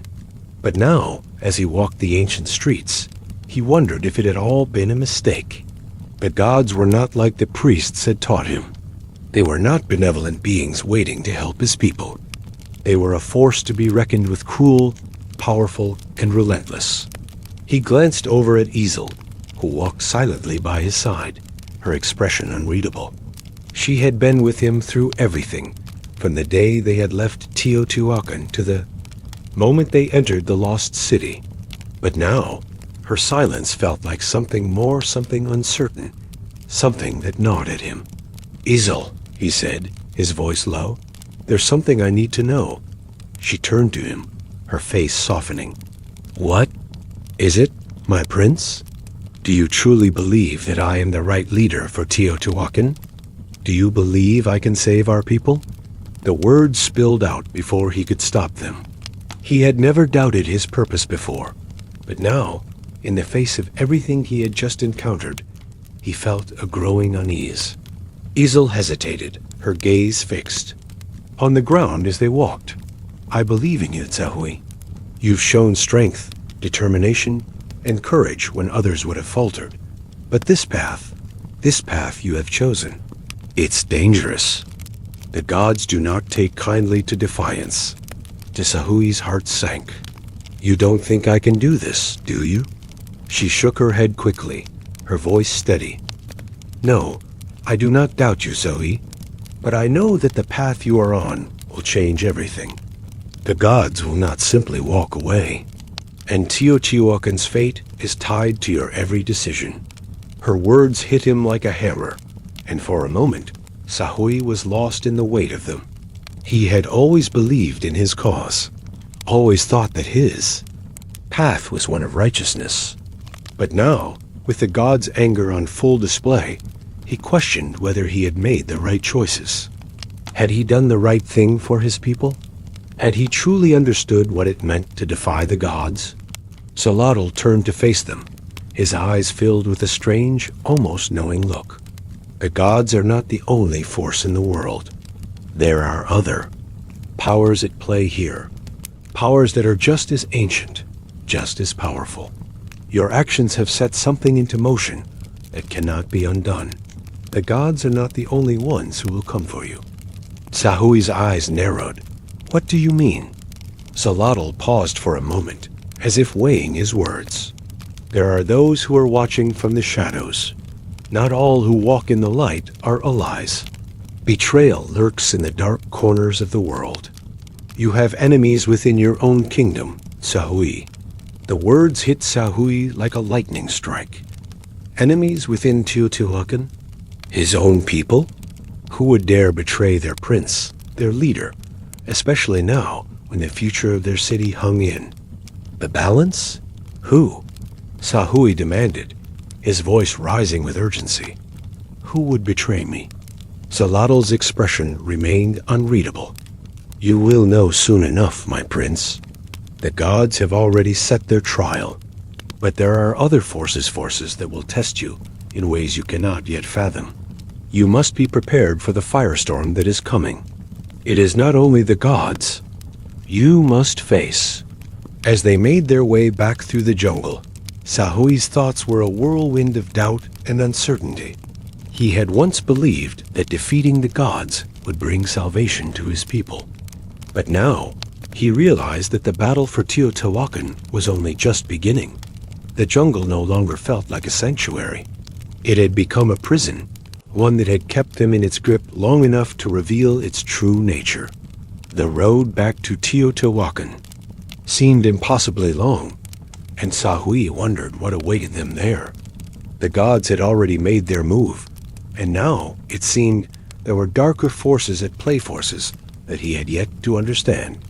As the group reached the edge of the jungle, the distant silhouette of Teotihuacan came into view. The great city loomed in the distance, its pyramids rising high above the land, a symbol of power and history. But to Sahui, it no longer felt like a place of hope. It felt like a battleground, a place where everything he had fought for was about to be tested. The firestorm was coming, and Sahui knew that Teotihuacan's fate and his own hung in the balance. The jungle gave way to the horizon as Teotihuacan loomed ahead, its silhouette now distant but unmistakable. The towering pyramids, the grand temple of the sun, and the grid-like streets that had once been a symbol of the city's prosperity now felt like a reminder of everything Sahui stood to lose. The dust from their journey still clung to his clothes, the marks of battle and defiance etched deep into his soul. They had emerged from the heart of the jungle, from the depths of the lost city, and now they returned as something different, changed, scarred by the trials of the gods, but determined to see their kingdom survive. Saladin walked beside him, his presence still enigmatic, but with a new sense of gravity in his movements. Sahui had trusted him as a guide through the jungle, but now he wondered whether Saladin's motives aligned with his own. Was Saladin truly an ally, or was he just another player in the gods' game, sent to test Sahui's resolve? The ancient warrior's cryptic words echoed in his mind. You will face more than just the gods. Betrayal lurks in the dark corners of the world. Those words weighed heavily on Sahui as they walked in silence, the city drawing nearer with every step. Isil, walking quietly at his side, seemed to be lost in thought. She had been his most loyal companion, always steadfast in her faith in him, but even she seemed to sense the shift in the air. Teotihuacan was no longer the place of hope it had once been. Its streets were quiet, its markets subdued. The great empire, once brimming with energy, now felt like a shadow of its former self. As they approached the city gates, Sahui's mind began to race. What awaited them inside? Was his father still alive? Had the rebellion within the city gained more momentum during his absence? The priests, who had once been his father's closest advisors, had become more erratic in their devotion, their faith in the gods challenged by the events that had unfolded. Would they welcome him as the true heir, or would they see him as a threat? The gates of Teotihuacan opened with a creak, and the procession made its way through the familiar streets. Sahui could feel the weight of every eye on him. The people had heard the whispers of his defiance, of his journey to the lost city. He could sense their uncertainty, their fear. The city was on the brink of collapse, both from within and without. The gods had withdrawn their favor, and the political instability left a vacuum of power, one that Sahui feared would soon be filled with chaos. The royal palace stood at the heart of the city, a place of power and history, but now it felt more like a prison than a sanctuary.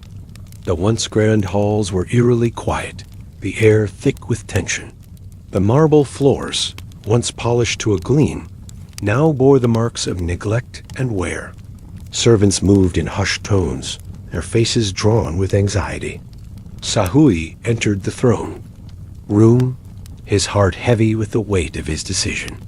The grand chamber, which had once been filled with the sound of lively court, was now still, as though time itself had stopped. At the far end of the room sat the throne, where his father, King Kan, had once ruled with strength and wisdom. But the throne was now empty, and in its place stood a shadow Nawali. Sahui's breath caught in his throat. His brother, the one who had betrayed him, now sat on the throne that had once been their father's, his posture proud and confident, but his eyes filled with something darker. There was no warmth in his gaze, no recognition of family or blood. It was as though Nawali had become something else entirely, a being consumed by ambition, willing to sacrifice anything for the power the gods had granted him. Sahui's fists clenched at his sides. "What are you doing here?" he demanded, his voice rising in anger. "This is not your throne. This was meant for our father, not for you." Nawali's lips curled into a smile, but there was no joy in it, only arrogance. "It was never meant for you, Sahui. You are always too weak, too bound by the will of others. The gods chose me, not you. And now, this kingdom, this city, is mine to rule." Sahui's heart twisted in disbelief. "You're a traitor," he spat. "You've betrayed everything Teotihuacan stood for. The gods did not choose you, they manipulated you. You are nothing but a pawn in their game." Nawali stood from the throne, his eyes hard. "You never understood, did you? The gods don't play games. They grant power to those who prove themselves worthy. And I have proven myself. You've sold your soul to the gods." Sahui shouted, stepping toward him. "And now you've sold out Teotihuacan. You think they will be merciful with you? They've already turned their back on this city. They don't care about you or your kingdom. You are nothing but a tool to them."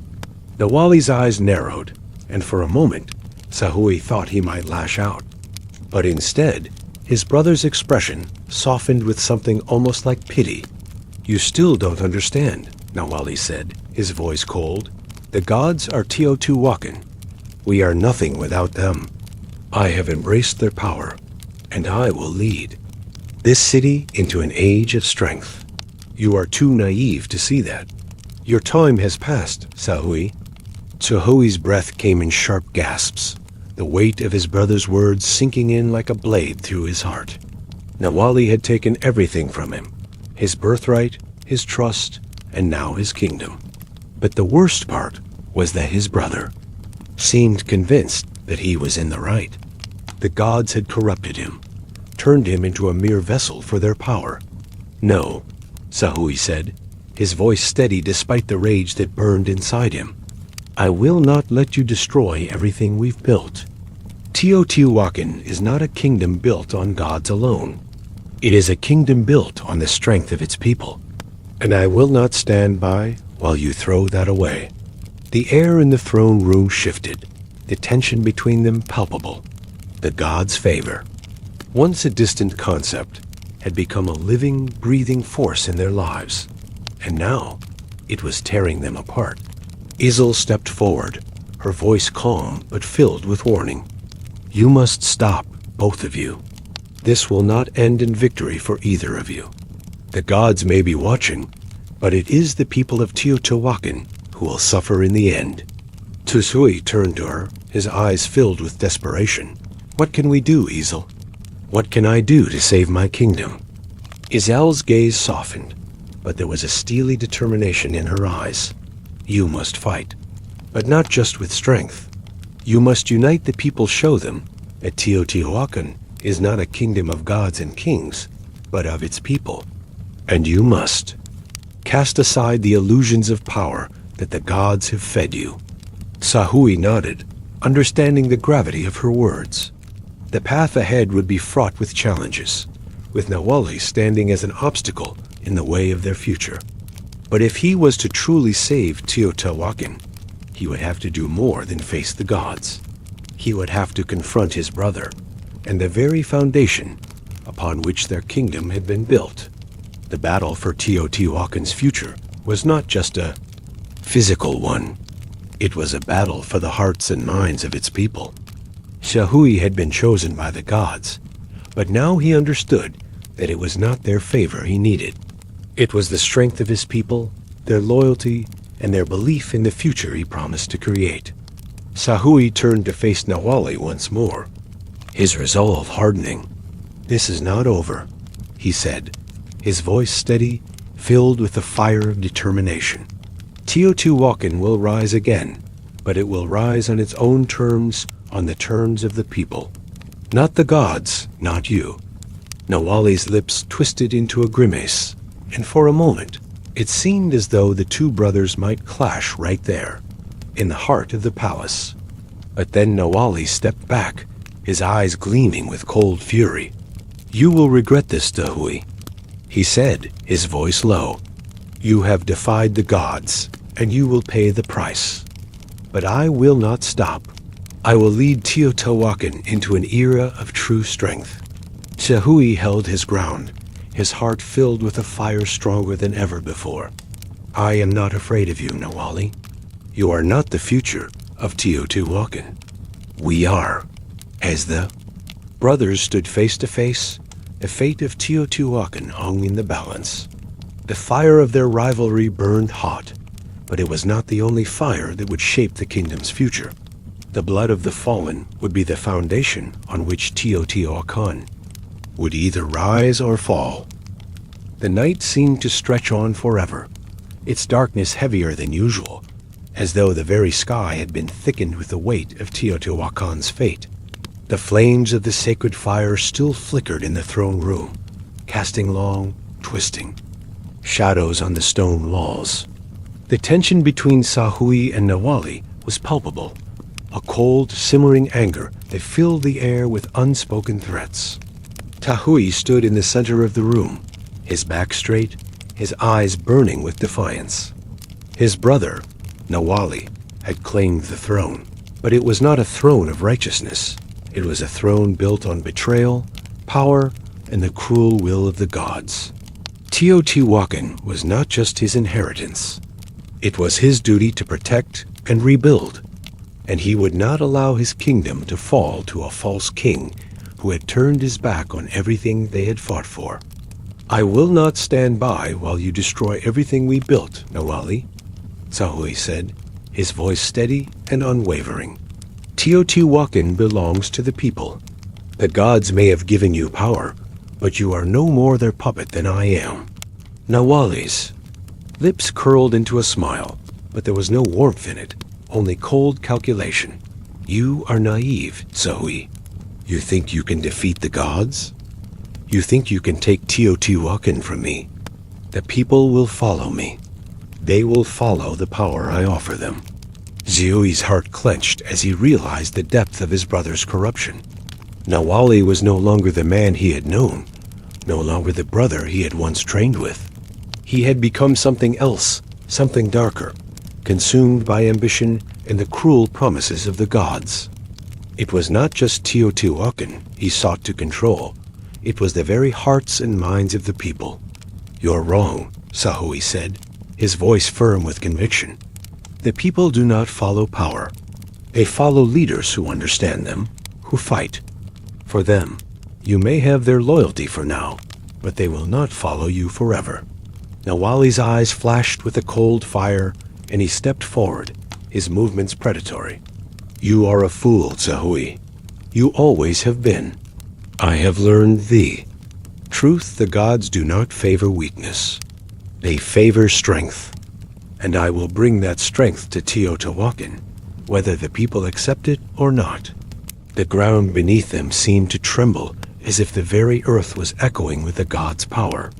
Sahui's hand went instinctively to the hilt of his sword. But he knew that this battle would not be won with weapons alone.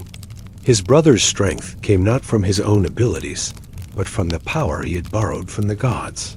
"You will bring nothing but destruction," Sahui said, his voice filled with grief and determination. "Teotihuacan is not built on power.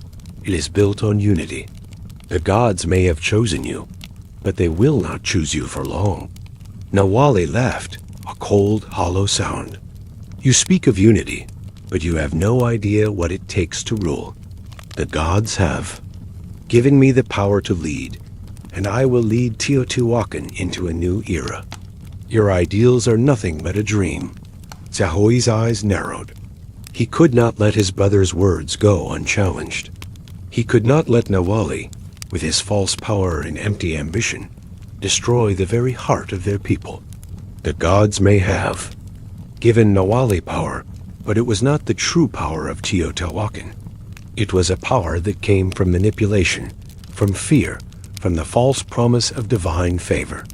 "I will stop you, Nawali," Sahui said, his voice filled with finality. "I will not let Teotihuacan fall into your hands." A flicker of something passed across Nawali's face, an expression that Sahui could not quite place. But it was gone, in an instant, replaced by the same cold resolve. "Then you will die as a fool," Nawali said, his voice laced with venom. "You are nothing without the gods, Sahui. And when I am done, you will be forgotten. A forgotten prince, a forgotten leader, a forgotten brother." With those words, Nawali raised his hand, and the air around them seemed to crackle with energy. The altar flared with fire, and the very ground beneath their feet shook. Tashui's instincts kicked in. The gods were not finished with their trial. Nawali's power had not come from within. It had come from them. The air shimmered, and in that instant, a blinding flash of light erupted from the altar, engulfing the throne room in a violent burst of energy. The flames of the altar shot high into the air, illuminating the entire room with a harsh, burning light. The walls of the throne room trembled under the weight of divine power, and Zahoi's body was thrown backward, his senses overwhelmed by the onslaught of energy. But Sahui fought to remain standing, his sword raised in defiance. This was no longer a battle for a throne. It was a battle for the very soul of Teotihuacan. "I will not fall to you," Sahui shouted, his voice cutting through the blinding light. "Teotihuacan's future is not yours to control. It belongs to its people, and I will fight for them." The light around him intensified, blinding him, overwhelming his senses. He could feel the god's power bearing down on him, trying to crush his spirit. But in the midst of the chaos, something deep within him, something ancient, something powerful stirred. The fire in the altar surged higher, and Sahui felt his body shudder as the divine energy wrapped around him like chains. But instead of succumbing to it, he embraced it. He could feel the strength of the gods within him, not as a force to control, but as a force to unite. The gods had once ruled over Teotihuacan with fear and manipulation, but that was not the path Sahui would follow. He would use their power, not for conquest, but for the people. With a final defiant roar, Sahui raised his sword high, and in that instant, the fire in the room erupted in a wave of energy that sent shockwaves through the very foundation of the palace. The flames surged outward, crashing against Nawali's divine barrier, breaking through his false power. The ground trembled violently as Sahui and Nawali clashed in the center of the room, their swords meeting with a resounding crack. Sparks flew in every direction as their blades collided, and the very walls of the throne room seemed to shake under the force of their struggle. Sahui fought with everything he had, the power of Teotihuacan's people, the strength of his ancestors, and the resolve to fight for a future free from the gods' manipulation. Nawali, however, fought with a cold, calculating fury, his every movement fueled by the false power the gods had given him. But Sahui could feel the tide beginning to shift. The gods' power was no longer enough to hold him back. It was his own strength, his own will, that would decide the outcome of this battle. And as the flames of the altar began to dim, he knew that he had the power to defeat his brother once and for all. The battle between the brothers raged on, their swords clashing with an intensity that seemed to shake the very earth beneath them. Sahui's heart pounded in his chest as the weight of the moment bore down on him. He had come so far, he could not fail now. His people were depending on him. Teotihuacan's future depended on him. Nawali's sword came down with brutal force, but Sahui parried it with a fluid motion, his own blade singing through the air as he struck back. His brother's eyes flickered with anger, but there was something else in them now, fear. Fear that Sahui had become more than just a prince. He had become a symbol of everything Nawali had forsaken: hope, unity, and the true power of the people. With a final desperate cry, Nawali lunged forward, but Sahui sidestepped, his sword coming down in a decisive arc. The blade met Nawali's armor with a sharp sound, and the divine energy surrounding his brother shattered, dissipating like smoke in the air. Nawali staggered back, his eyes wide with shock and disbelief. For the first time, Sahui saw his brother's arrogance falter. The power the gods had given him was gone, and Nawali stood before him, vulnerable, defeated. "You have lost, Nawali," Sahui said, his voice low but filled with finality. "This city does not belong to the gods. It belongs to the people." With those words, Sahui raised his sword high, and in a swift, precise motion, he struck. Nawali fell to his knees, his body collapsing to the floor in defeat. The gods had failed. The people of Teotihuacan would rise once more. The echoes of the final clash between Sahui and Nawali reverberated through the halls of the palace, fading into the silence that followed. The great city of Teotihuacan, once filled with the resounding cries of power and ambition, now stood, still silent as a graveyard. Sahui stood over his fallen brother, his breath ragged from the battle, his chest heaving with both the weight of victory and the grief of what had transpired. Nawali lay at his feet, defeated, his once proud form crumpled in the dust. The divine power that had flowed through him like a river had been extinguished, leaving only the mortal remains of the brother Sahui had once known. The gods, once so present in their lives, had fallen silent, and their chosen one, Nawali, had been shown for what he truly was, a pawn in their game. Sahui took a step back, looking down at his brother's body with a mixture of sorrow and resolve. This was not the victory he had imagined. There had been no glory, no triumph, only a long, painful reckoning. But the battle was not yet over. The gods had not taken their leave. Their wrath was still a threat, their desire to control the fate of Teotihuacan unyielding. Sahui had won the fight for the throne, but the war for his people's future was only beginning. "I did what I had to do," Sahui whispered to himself, his voice barely audible. The words seemed hollow, empty, but they were the truth. His heart ached with the weight of what he had done. Nawali had been his brother, his flesh and blood. And yet, in the end, he had been a stranger, a man consumed by the false promises of the gods, a man who had betrayed everything they had fought for.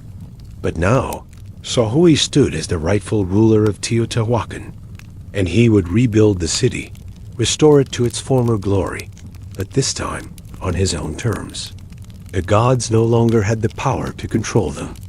The people of Teotihuacan would rise again, stronger and wiser, united in the face of the challenges that lay ahead. The palace was still as they entered the grand hall, the throne room now a stark contrast to the vibrant, bustling city it had once been. The air was thick with the smell of incense and the faint remnants of divine power that had lingered in the space. The throne, once occupied by his father, King Kan, and then by Nawali, now stood empty. It was a symbol of all that had been lost, and all that Sahui had yet to rebuild. The people of Teotihuacan would need their leader, but the crown, the symbol of kingship, felt heavier than it ever had before. Sahui had never wanted this role, never sought the throne. He had only wanted to serve his people, to protect them from the forces that had controlled them for so long. But now, the weight of the crown was undeniable. "I will take it," Sahui said softly, as if trying to convince himself. "I will restore Teotihuacan, and I will lead us into a new era. An era where we no longer bow to the gods, where we do not live in fear of divine wrath." Ezel stood beside him, her presence a quiet but steady reminder of the loyalty that had brought him here. "The people believe in you, Sahui. They will follow you. You are their strength now. Not the gods, not the priests, only you." Sahui nodded slowly, but doubt lingered in his heart. "I was never meant to be a king, but now I have no choice but to embrace the role." Ezel's eyes softened, and she placed a reassuring hand on his shoulder. "You have always been a leader, Sahui, even before the gods tested you, even before your brother betrayed you. The people will see that in you." Sahui turned to face the empty throne, his fingers brushing the cold stone that had once been the seat of kings. It was a symbol of all that had been and all that had yet to be. He had defeated the gods, defeated his brother, but there was still much to be done.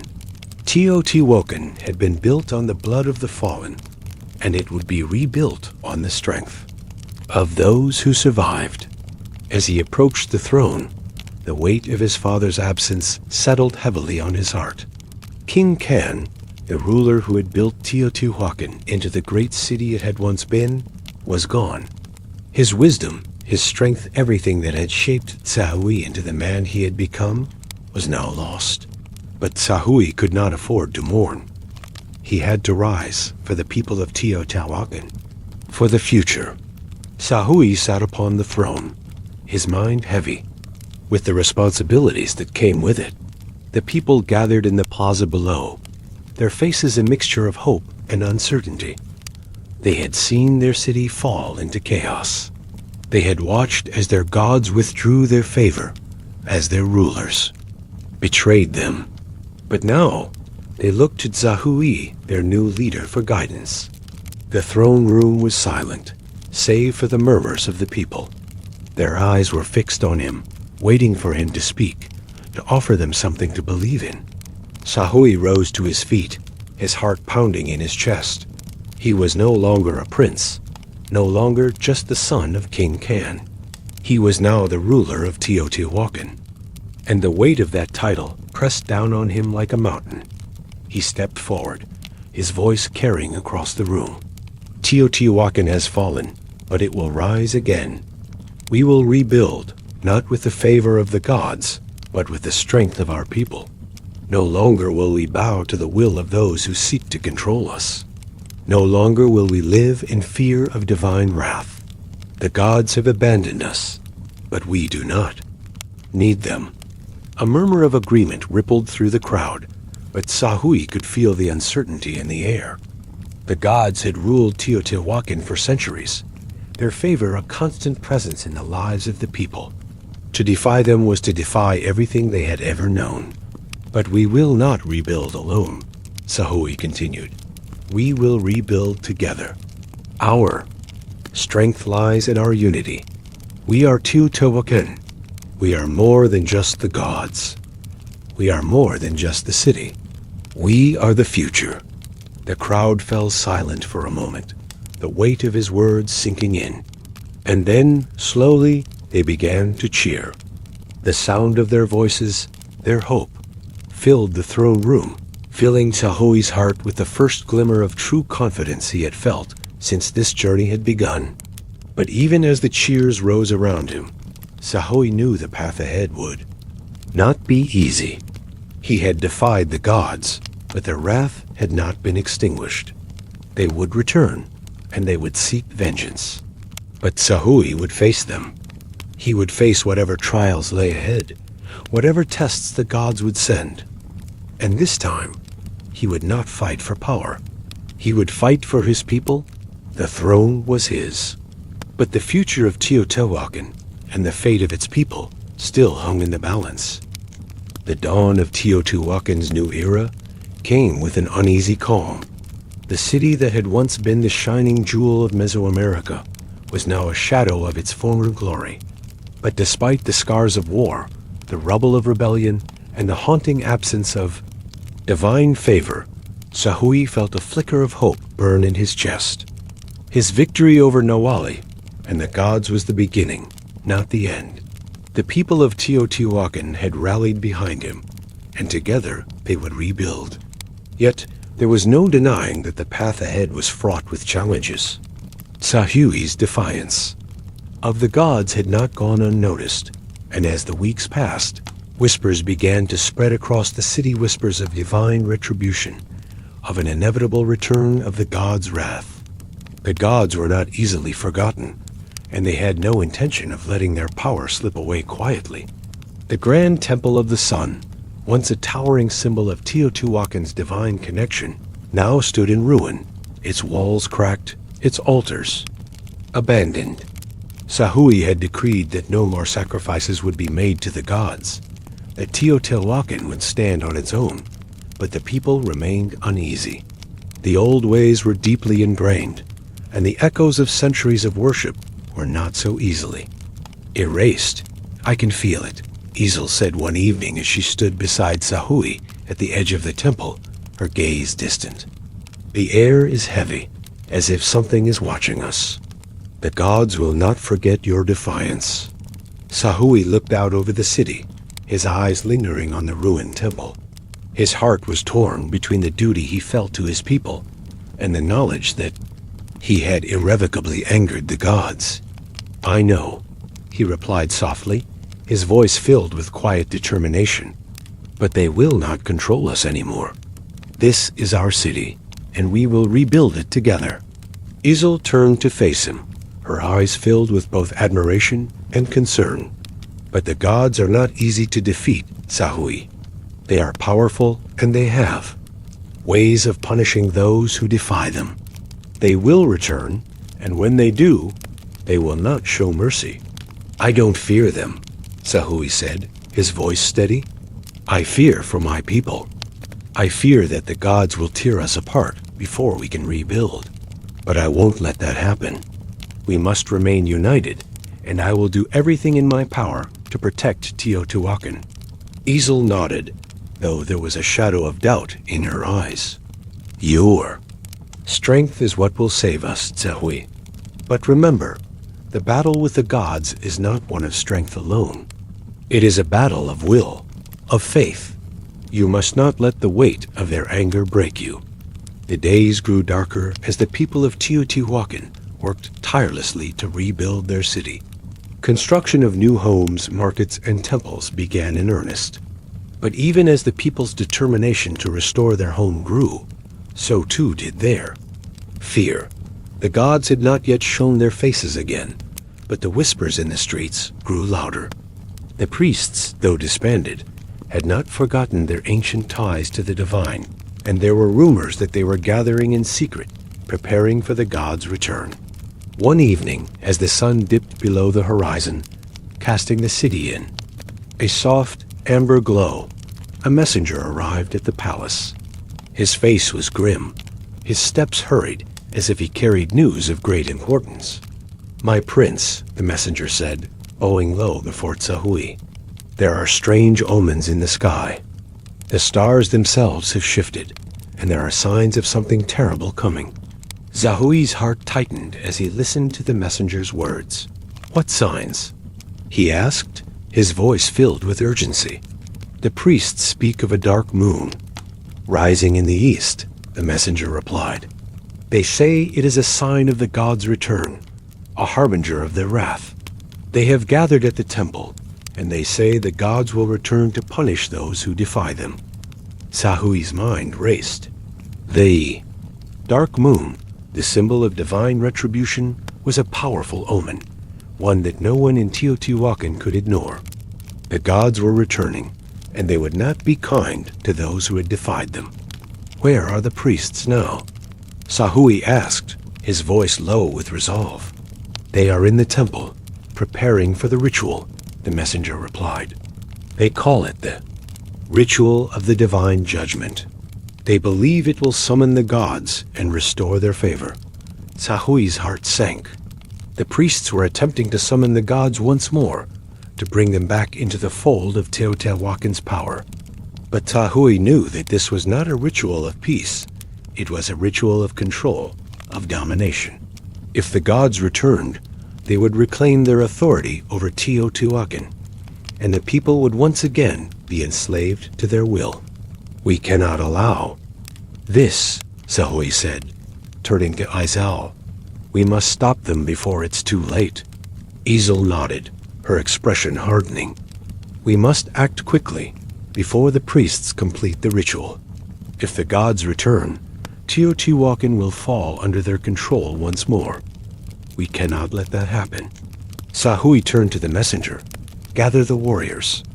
We will go to the temple and stop the ritual." The night was alive with tension as Tsahui and his warriors made their way to the temple. The city, which had once been filled with the sounds of daily life, was now eerily silent. The streets were empty, the air thick with anticipation. The people had heard the rumors, and fear hung in the air like a dense fog. As they approached the temple, the flickering light of torches illuminated the massive stone structure, casting long shadows across the courtyard. The priests stood at the base of the temple, their heads bowed in reverence as they chanted ancient prayers. The air seemed to vibrate with the power of their words, and Tsahui could feel the pull of something ancient and dark in the atmosphere. "The gods are listening," one of the priests muttered, his voice thick with anticipation. "They will return, and we will be their servants once more." Tsahui's blood boiled at the priest's words. "No," he said, stepping forward. "Teotihuacan will not bow to the gods again." The priests turned, their eyes wide with shock, as they saw Tsahui and his warriors approaching. "You would defy the gods once more?" one of the priests shouted. "You have already defiled their will, Tsahui. Do you think they will let you go unpunished?" Tsahui drew his sword, his grip steady, his heart resolute. "The gods have no power here. You may have once controlled us with fear, but those days are over. Teotihuacan is no longer theirs to command." The priests raised their hands in the air, chanting louder, the words becoming a frenzied cry. The air grew thick with energy, the earth beneath them vibrating with the force of the ritual. But Tsahui did not flinch. He knew what had to be done. He could not let the gods return to claim their power over Teotihuacan. Not now, not ever. "Stop!" Tsahui shouted, his voice ringing through the temple courtyard. "You have no right to bring them back. The gods will not control us anymore. This is our city. This is our future." The priests hesitated for a moment, their eyes filled with uncertainty. But then, with a cry of defiance, They resumed their chanting, and the air around them crackled with the power of the ritual. Sahui's warriors stepped forward, ready to fight. "Stop them," Sahui commanded. With a clash of steel and the roar of battle, the warriors charged into the courtyard, clashing with the priests in a desperate struggle to halt the ritual. A sound of swords meeting shields, of chants and cries, filled the air. Sahui moved. Through the chaos, his eyes locked on the altar where the priests had gathered. He had to end this, had to stop the gods from returning. He reached the altar, raising his sword high.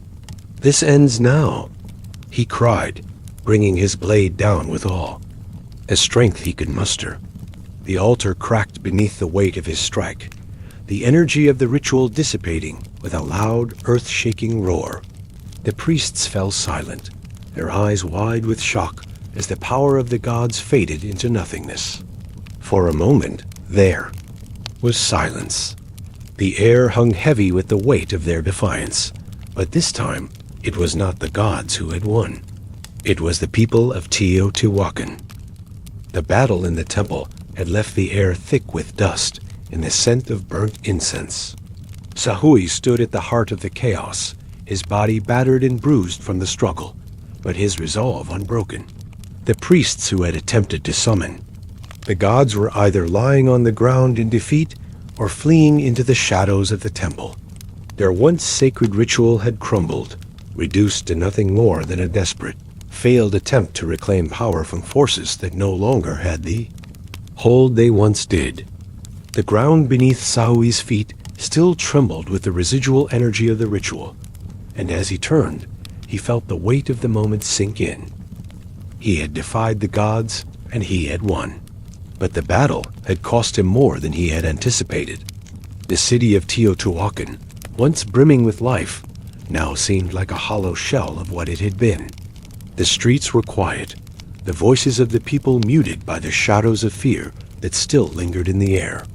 "We've done it," Isil said, her voice steady, though there was a tremor of exhaustion beneath her words. She approached Sahui, her eyes meeting his with a mixture of respect and worry. "We've stopped them, but at what cost?" Sahui took a deep breath, the weight of his decision settling on his shoulders. "At whatever cost it takes, Teotihuacan must survive. Our future cannot be decided by the gods. We are the ones who will shape our destiny now. But that doesn't mean the fight is over." He looked down at the altar, the cracked stone where the god's power had once surged through the city. The energy of the ritual had faded, but the scar it left behind was evident. The gods had been removed from the equation, but their influence had carved its mark on Teotihuacan for centuries. There was no going back from this. Sahui knew that. "We may have stopped the ritual," Sahui continued, his voice low but firm. "But the gods will not simply forget us. They will come for us again. They will not let go of their hold on Teotihuacan so easily." Zulatl, who had stood silent throughout the battle, finally spoke, his voice carrying the weight of centuries of knowledge. "You are right, Sahui. The gods may have withdrawn their favor, but their wrath is not so easily extinguished. You have struck a blow against them, but there will be more trials, more battles. The gods will seek vengeance for what you have done." Sahui nodded grimly, his mind already turning to the future. "I know, but we will be ready. Teotihuacan will no longer rely on the gods. We will build our strength from within, and we will stand united. The people of this city will lead, not the divine." The words echoed through the temple, a declaration of defiance that filled the space with an energy of its own.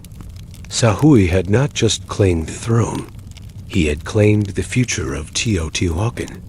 The gods were no longer the rulers of this city. It was the people, his people, who would decide their fate. But even as he stood there, amidst the ruin of the altar and the silence of the defeated priests, Sahui knew that the real challenge had only just begun. The following days were filled with tension and uncertainty. The people of Teotihuacan had heard the rumors of the battle in the temple, and many feared that the gods would return in force, demanding retribution for the disrespect shown to their power. Sahui understood their fear. The gods had ruled Teotihuacan for centuries, and the people had grown accustomed to their influence, to the rituals and the offerings. To defy the gods was to risk everything. The priests who had survived the battle were taken into custody, their influence shattered but not eradicated. Some of them had fled into the shadows, joining the growing movement of those who still believed in the power of the gods and sought to restore the old order. But Sahui was resolute. He would not allow Teotihuacan to fall back into the hands of the gods. "The people are frightened," Isil said one evening as they stood at the edge of the palace, watching the city from above. "They are unsure of what comes next. The gods are gone, but in their place there is a void, a vacuum of power." Sahui's gaze was focused on the streets below, where the people gathered in small clusters, speaking in hushed tones. The city was still, the air thick with uncertainty. But beneath that uncertainty, Sahui saw something else, something that gave him hope. "They are afraid," Sahui agreed, "but they are also stronger than they know. The gods have controlled them with fear for too long. Now is the time for us to unite, to show them that we do not need the gods to be strong." Isil turned to him, her eyes sharp. "And how will you do that?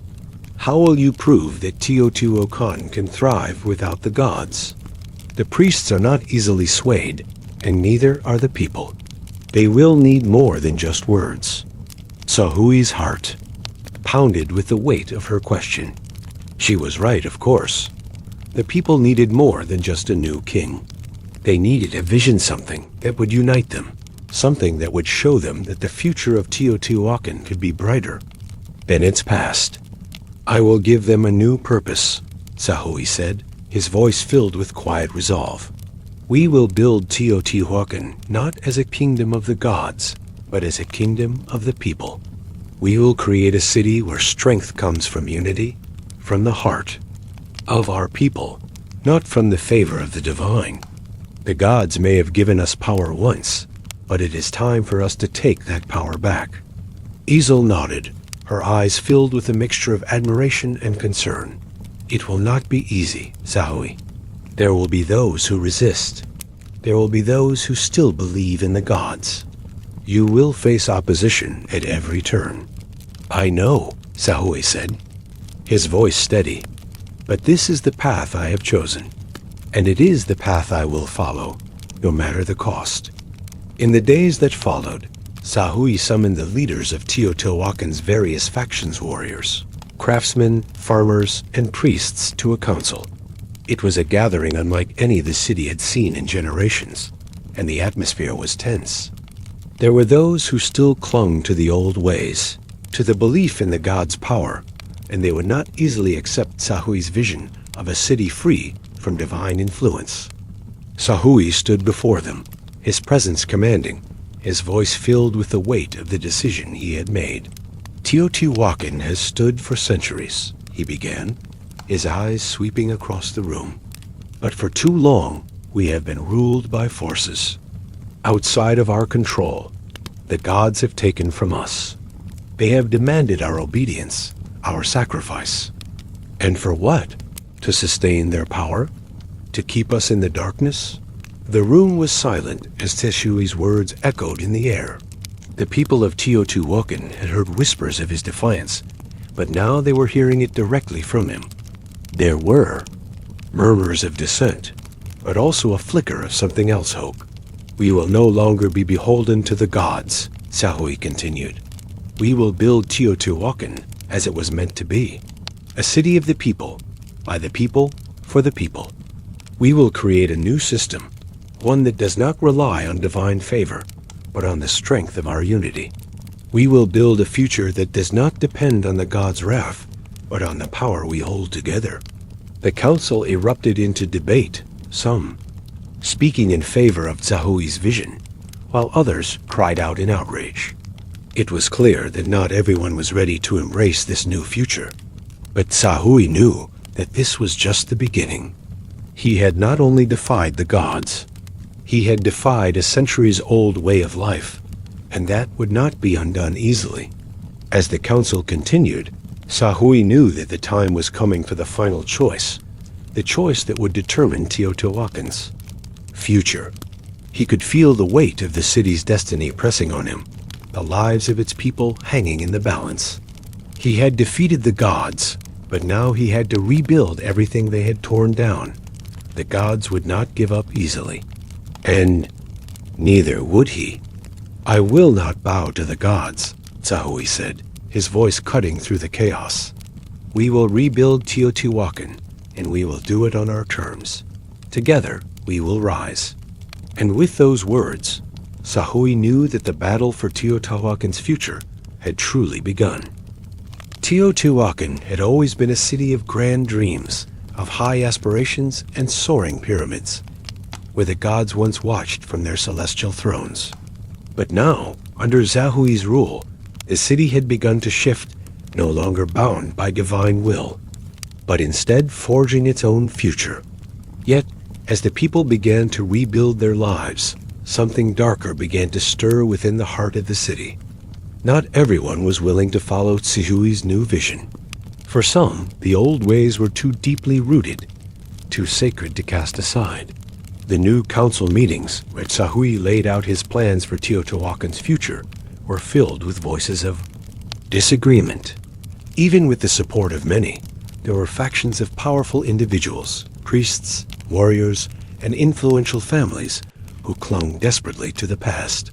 They were the ones who had profited from the gods' favor, from the sacrifices, from the fear that had kept Teotihuacan's people in line. And now that fear was gone, replaced by the uncertain hope of a future not governed by the gods. Izel, ever at Sahui's side, had noticed the change in the air. The city, which had seemed on the verge of healing, now hummed with an undercurrent of unease. Whispers of rebellion were circulating, rumors that the gods might return, or that Sahui was a false king who had stolen the throne from his brother. And with those whispers came an increasing tension among the people. "Do you feel it?"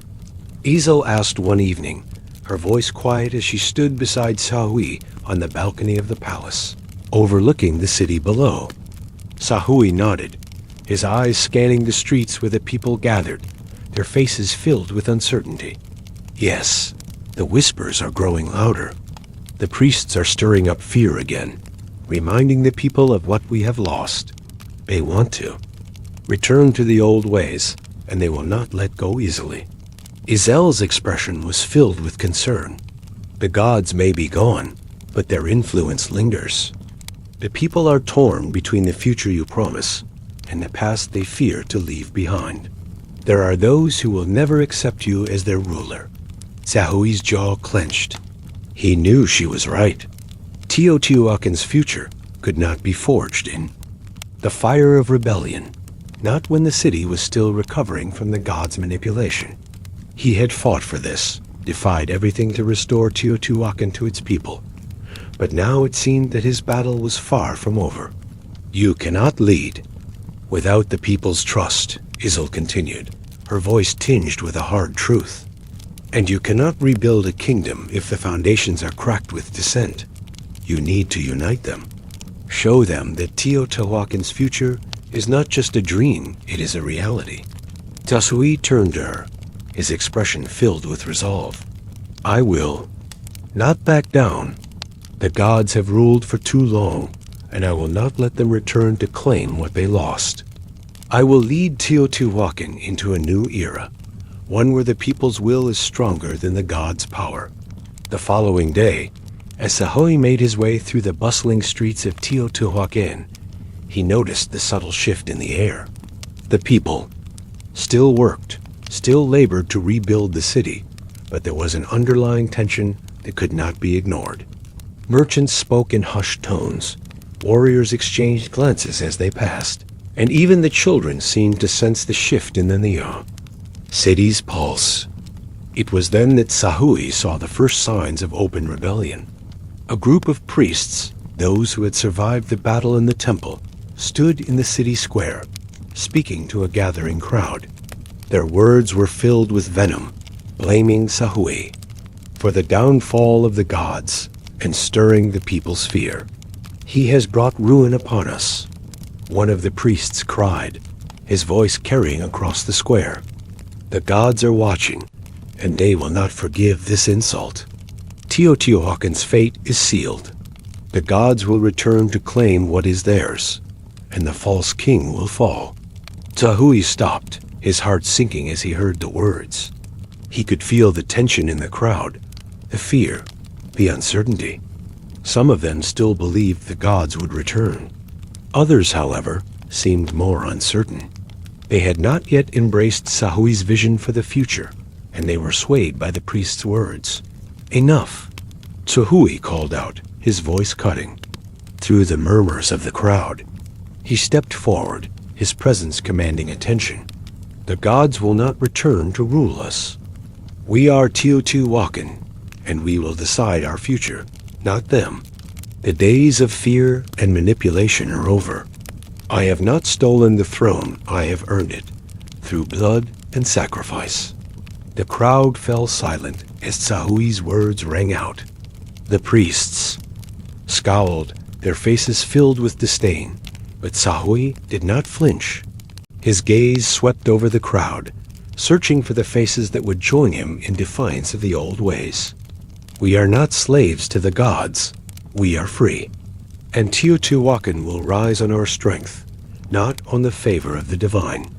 The silence in the square stretched on, thick with the weight of his words. For a moment, it seemed as though the people were too afraid to speak, too uncertain to act. But then, from the back of the crowd, a lone voice spoke up. "I believe you," a man called out, his voice clear and strong. "We are Teotihuacan. We do not need the gods." And then another voice, and another, until the words of defiance rippled through the crowd, spreading like wildfire. "We are Teotihuacan," they cried. "We will rise." The priests looked around in shock, their faces filled with disbelief. The crowd, once filled with fear, had found its voice. The gods' hold on the people of Teotihuacan was slipping. Sahui stood tall, his heart racing, as the cries of his people filled the air. This was the moment he had been waiting for. The moment when Teotihuacan finally shook off the chains of divine fear and embraced its future. But even as the people rallied around him, Sahui knew the rebellion had only just begun. The priests would not give up easily, and there were still many in Teotihuacan who clung to the old ways. The gods may have been gone, but their influence was not so easily erased. There would be more trials, more battles, but Sahui was ready. Later that evening, as Sahui and Isel discussed the events of the day, Sahui's thoughts returned to the rebellion that was brewing in the city. He had witnessed the people's courage, their willingness to stand up to the priests, but he also knew that the path forward would not be without its dangers. "There are still those in Teotihuacan who will resist you," Isel warned, her voice low. "The priests are only the beginning. There are factions within the nobility, within the military, who still believe in the old ways. They will not accept you as their ruler, no matter how many people rally behind you." Sahui's jaw tightened. "I know, but the people are with us now. If we stand together, we can defeat any enemy." "But can you trust them all?" Isel asked, her eyes narrowing. "The priests have influence in the city, but there are others who have been feeding on the old ways. Some of them will go to any lengths to see you fall." Sahui met her gaze, his eyes filled with quiet resolve. "I know, but they will not succeed. Teotihuacan belongs to the people, and we will rise no matter the cost." The fire that burned in Sahui's chest was no longer just for his people. It was for the future of Teotihuacan. He had defied the gods, and now he would fight for his people's freedom, no matter the cost. The sun rose the following morning over Teotihuacan, casting long shadows across the grand city and bathing the streets in the pale glow of new beginnings. But beneath the surface of the city's hopeful appearance, the undercurrents of rebellion were thick, and the forces that sought to restore the old ways were not done yet. The cries of defiance from the people had shaken the priests and the nobles, but it was only a matter of time before the forces who stood against Sahui would take their next steps. The gods might have withdrawn their favor, but their followers had not, and they would not let Teotihuacan fall to a ruler who had so boldly defied the divine. Sahui sat in the war room of the palace, the weight of his new responsibilities pressing down on him. He had been crowned king, but the throne was still not his, at least, not in the hearts of all his people. The city was divided, with factions of priests and nobles still holding power. And now, whispers of a rebellion had begun to stir in the dark corners of the city, far from the eyes of the people who had rallied behind Sahui's vision. The rebellion grows stronger, Isel said, her voice low as she entered the war room, her footsteps silent on the cold stone floors. Her face was grim, her brow furrowed in concern. Sahui glanced up from the map laid out before him, his eyes clouded with exhaustion. The city, once a symbol of power, was now a battleground of ideas, a place where the old and new clashed in a struggle for dominance. But it wasn't just the priests who were the problem. There were whispers of noble families secretly supporting the old faith, of military leaders who still believed in the power of the gods and the rule they once had. Even some of the people who had once rallied behind him were now uncertain, swayed by the fear that the return of the gods would bring them back into their fold. "We cannot let this go on," Sahui muttered, his fingers tracing the lines of the map as though they could show him the path forward. "If we let this rebellion take root, Teotihuacan will be lost. We've already seen the cost of defying the gods. I will not let them drag us back into the past." Isel stood at his side, her face softening with understanding. "You're right, but the people's loyalty is fragile, Sahui. The gods may not have been here, but their presence is still in the air. They still control the hearts of many. You must act quickly before the rebellion spreads further." Sahui nodded, his mind racing with plans, but there was still something that nagged at him, the realization that he might be losing control of Teotihuacan's future. The gods were not the only force he was fighting. There were those who stood against him within the very walls of his kingdom, those who sought to use fear, manipulation, and old promises to reclaim power. Even now, in the dark corners of the city, groups of rebels, priests, nobles, military leaders were coming together, forming alliances in secret. They sought to restore the old ways, to undo what Sahui had built. And their actions would not be subtle. One evening, as Desui walked through the palace, his thoughts heavy with the burden of his decisions, he was approached by one of his most trusted generals, Teotihuacan, a seasoned warrior who had served in Sahui's army since the early days of his reign. A man's face was hardened by years of battle, but it was not just the fatigue of war that marked his expression. It was something darker. "My prince," Teotihuacan said, his voice low, almost a whisper. "We've discovered something troubling." Sahui turned to face him, his brow furrowed. "What is it, General?" "We've received word from within the city," Teotihuacan continued, his eyes scanning the room as though he feared someone might be listening. "There's a faction of nobles, those loyal to the old faith, who have begun to rally.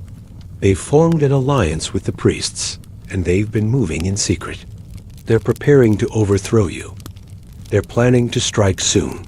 Sahui's heart sank. He had known the rebellion would come, but the realization that it had already begun in secret beneath his nose was a bitter blow. "How many?" he asked, his voice tight with tension. Teotihuacan hesitated before answering. A dozen noble families, several priests, and more than 100 soldiers loyal to the old gods. They have already taken control of parts of the city, the inner market districts, the outskirts of the noble district, and the temple grounds. The revelation hit Sahui like a tidal wave. The city, once united under his rule, was now a powder keg, and the spark that would set it off was already in motion. These rebels were not just fighting for control. They were fighting for the return of the gods' favor. They believed in the divine right to rule, in the power of sacrifice, in the old ways of submission, and they were willing to do whatever it took to bring it all back. "This is worse than I thought," Sahui muttered, his hand tightening around the hilt of his sword. "We must act quickly." "We have allies, my prince," Teotihuacan said, his tone firm, his gaze unwavering. "The people still follow you. We have their loyalty, but we need to strike before the rebels can gather their forces. If we wait too long, they'll have the city in their hands." Sahui nodded, his mind already turning to the next step. He could not afford to wait. His kingdom was on the line. The gods may have withdrawn their power, but that didn't mean the people had been freed from their influence. The priests and the nobles who still clung to the old ways would stop at nothing to restore their control. "We need to rally the people," Sahui said, his voice low but filled with determination. "We must show them that Teotihuacan is ours, that we will not let the gods return to reclaim our future. We will fight, not just for the city, but for the freedom we've won." Teotihuacan bowed his head, his eyes filled with quiet resolve. "We will fight with you, my prince.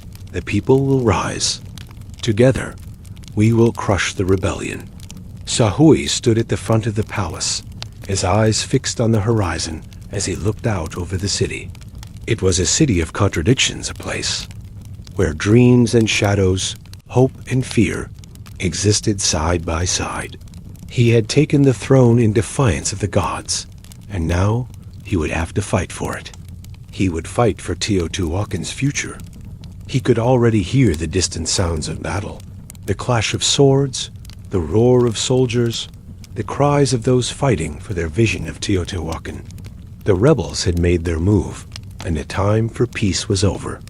The battle for Teotihuacan's soul had begun. As Sahui mounted his horse, the warriors behind him rallied, the air filled with the sound of drums and battle cries. They would march into the heart of rebellion, striking fast and hard. They had the strength of the people, and they would not let Teotihuacan fall back into the hands of those who had betrayed its future. "We will not let them take our city," Sahui said, his voice ringing out. "This is our Teotihuacan, and we will fight for it together." The war for Teotihuacan had begun, and there would be no turning back. But Sahui knew one thing for certain. He would not be defeated. His people would not be defeated. The gods may have abandoned them, but Teotihuacan's future was theirs to shape. The skies over Teotihuacan had darkened, not with clouds, but with the smoke of rebellion. The city, which had once thrived under the watchful eyes of the gods, now pulsed with tension and chaos. A battle for its soul had begun, and the stakes were higher than ever. Sahui knew that the gods had withdrawn their favor, but their influence was not gone. It lived in the hearts of the rebels, priests, nobles, and soldiers who clung to the old ways and refused to let go of the power they had once wielded.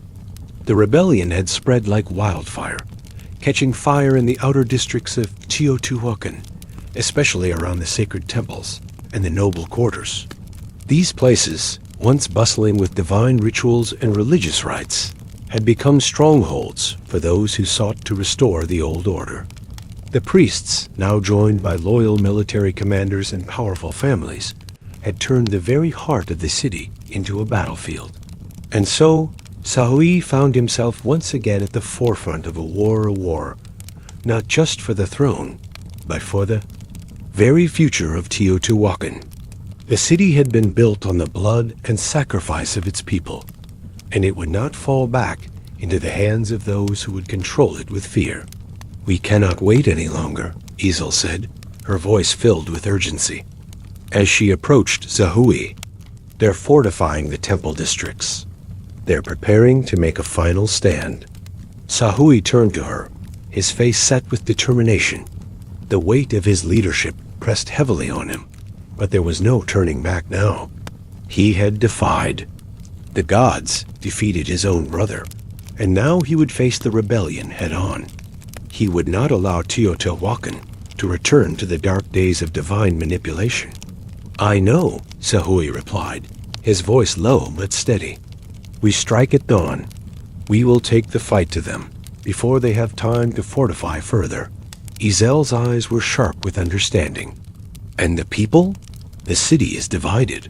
There are still those who believe the gods will return. They may resist us." Zahui's gaze darkened as he turned toward the horizon, where the distant silhouette of the Temple of the Sun stood tall, a symbol of both Teotihuacan's glory and its downfall. "I know, but this is no longer just about the gods. It's about Teotihuacan's future.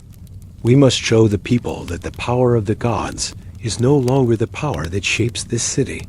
We are the ones who will lead Teotihuacan into the future."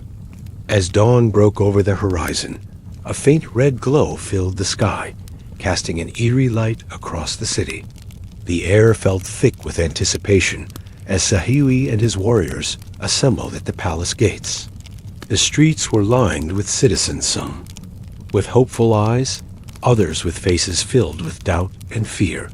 The city was torn in two, and this battle would decide whether it would rise from the ashes of its past or fall back into the hands of those who had once ruled it with fear. "Ready yourself," Zahui said to Isel, his eyes filled with unspoken resolve. "This battle will determine everything." Isel nodded, her hand on the hilt of her sword, her face set in determination. "For Teotihuacan," she said, her voice a quiet promise. The sun had barely risen when the first clash of steel echoed through the streets. The rebellion, like a storm that had been building for years, had finally erupted into full-scale conflict. Zahui led his warriors, their swords gleaming in the early light, toward the heart of the city, the Temple of the Sun, where the final stand would be made. The path was lined with resistance. The priests, standing at the front lines, chanted in the old tongue, their voices filled with the fervor of those who believed the gods would return. Behind them, soldiers loyal to the old ways stood at attention, their shields raised in defense of their beliefs. They were not fighting just for power. They were fighting for a return to the old ways, to the divine order that had once ruled. Teotihuacan. Zahui's heart pounded as he led his forces into the fray. The clash of swords, the roar of battle cries, and the shouts of defiance filled the air. The ground beneath their feet shook with the intensity of the struggle, and the once proud streets of Teotihuacan became a battlefield. But even as the battle raged around him, Zahui could not shake the feeling that this fight was not just for the throne, it was for the soul of the city. The gods had manipulated them for centuries, and now Teotihuacan had to choose its own path. The old ways could no longer hold sway over the people. "Push forward," Zahui shouted, his sword cutting through the air as he struck down one of the priests who had tried to stand in his way. The rebels were strong, but they were no match for the fury of those who had already tasted freedom. The battle surged forward, Zahui at the center of it, leading his people with every step. They fought not just for survival, but for the future of their city. Their voices echoed through the streets, their defiance shaking the very foundation of the rebellion. They would not go quietly into the night. As the day wore on, the tide of the battle began to shift. The rebels' resistance, though fierce, was beginning to falter. The power of the gods was no longer an unshakable force. It was crumbling before. the strength of the people who had risen up to defy it. But even as victory seemed within reach, Sahui knew that this battle was far from over. The heart of the rebellion lay in the Temple of the Sun, where the last of the priests and their supporters made their final stand. As Tsuhui and his warriors made their way to the temple, the air seemed to grow heavier. The temple, once a symbol of divine power, now stood as the last bastion of the old ways.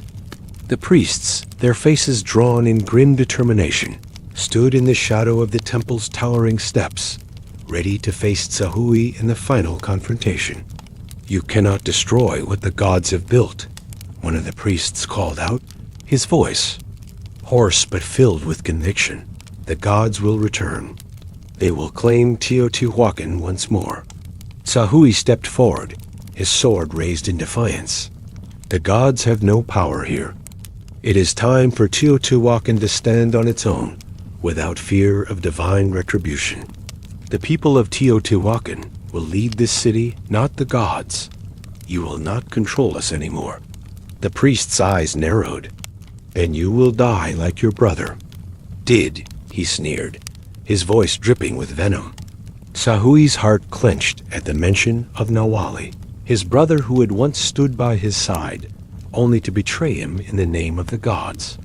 But there was no time for grief now. He had to finish this. For Teotihuacan, for the future of the people. With a cry, the priest raised his hands, summoning the last remnants of the divine power he could muster. The air around them crackled with energy, but Sahui did not falter. He had already defeated the gods once before. This time, he would destroy their last weapon, fear. With a final sweeping motion, Sahui lunged forward, his sword slicing through the air, cutting through the air. Priest's last defenses. The light around them flickered and died, the energy that had once filled the temple dissipating like smoke in the wind. The priest fell to the ground, his body limp, his last breath a whisper of defeat. The rebellion had ended. The gods had been cast aside, and Teotihuacan's future was once again in the hands of its people. Sahui stood over the fallen priest, his sword still raised in the air. The cries of battle had subsided, and the city was finally quiet. The battle for Teotihuacan's soul was over, and for the first time in his life, Sahui felt the weight of the city's destiny lift from his shoulders. Teotihuacan was free. The dust of battle still hung in the air, mingling with the smoke from the remains of the once sacred temple. Teotihuacan's streets were filled with the distant echoes of victory, but also the sobering silence that followed the end of a war. The final confrontation had been brutal, and the remnants of the rebellion now lay scattered across the city's heart. Priests who had once commanded the gods' favor were now broken and scattered, their influence shattered. Their power, built on fear, had crumbled beneath the strength of the people. Sahui stood at the top of the steps leading to the Temple of the Sun, his sword still gripped in his hand, his body bruised but resolute. The once grand temple, with its towering spires and intricate carvings, now lay in ruin. The god's presence, which had loomed over Teotihuacan for centuries, had finally been vanquished. The air, once heavy with the scent of incense and sacrifice, now carried the fresh, clean breath of freedom. "We did it," Isil said, standing beside him, her voice filled with awe but also exhaustion. "The gods are no longer here to rule us." Sahui's gaze swept across the city, his heart heavy with the weight of the past and the uncertainty of the future. "Yes, but the gods have not been the only ones to hold power in this city. There are still those who cling to the old ways, who seek to maintain their control." Isil looked at him, her brow furrowing slightly. "The people have rallied behind you, Sahui. They've fought beside you. The rebellion is over. Teotihuacan's future is in your hands." Tsuhui's eyes narrowed as he scanned the horizon, his thoughts drifting to the future of Teotihuacan. The gods were gone, but their legacy would not fade overnight. The people had been conditioned to live in fear for so long. He had won their trust, but it was a trust that could be easily broken if he didn't remain vigilant. The people are strong, Sahui said, his voice steady, but they are also fragile. This city will not be rebuilt with force alone. It will take time. It will take healing. Ezel nodded, understanding the burden that weighed on his shoulders. What will you do now, Sahui? Sahui paused, his mind swirling with thoughts of the future. He had led Teotihuacan to victory, had broken the chains of divine influence, but the real challenge was just beginning. Teotihuacan was free, but the road to true freedom would not be simple. There would be factions to deal with, rebellious, nobles to pacify, and perhaps most difficult of all, the challenge of uniting a city that had been torn apart by centuries of fear and oppression. We rebuild, Sahui said, his voice filled with quiet determination. We rebuild from the ashes, and we do it together. The days that followed were filled with a flurry of activity. The sound of construction filled the air as the people of Teotihuacan worked together to repair the damage done during the rebellion.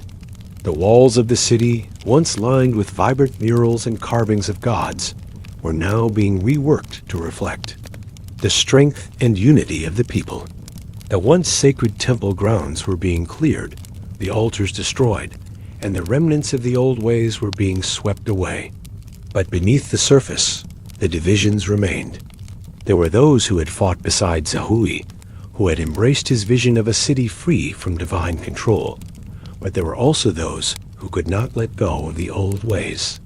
The priests, though defeated, still had their supporters, and the noble. Families who had once ruled with the god's blessing were not easily swayed. They had been shaken by the rebellion, but they were not broken. As Sahui stood before the newly constructed council hall, he could feel the weight of the challenge before him. The people looked to him for leadership, but they also looked to the old families, the old priests for guidance.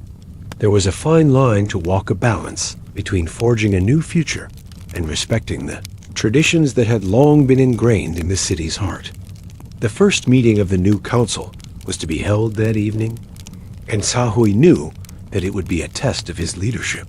He had won the battle for the throne, but the true challenge was winning the trust of those who had once lived in the Yao, shadow of the gods.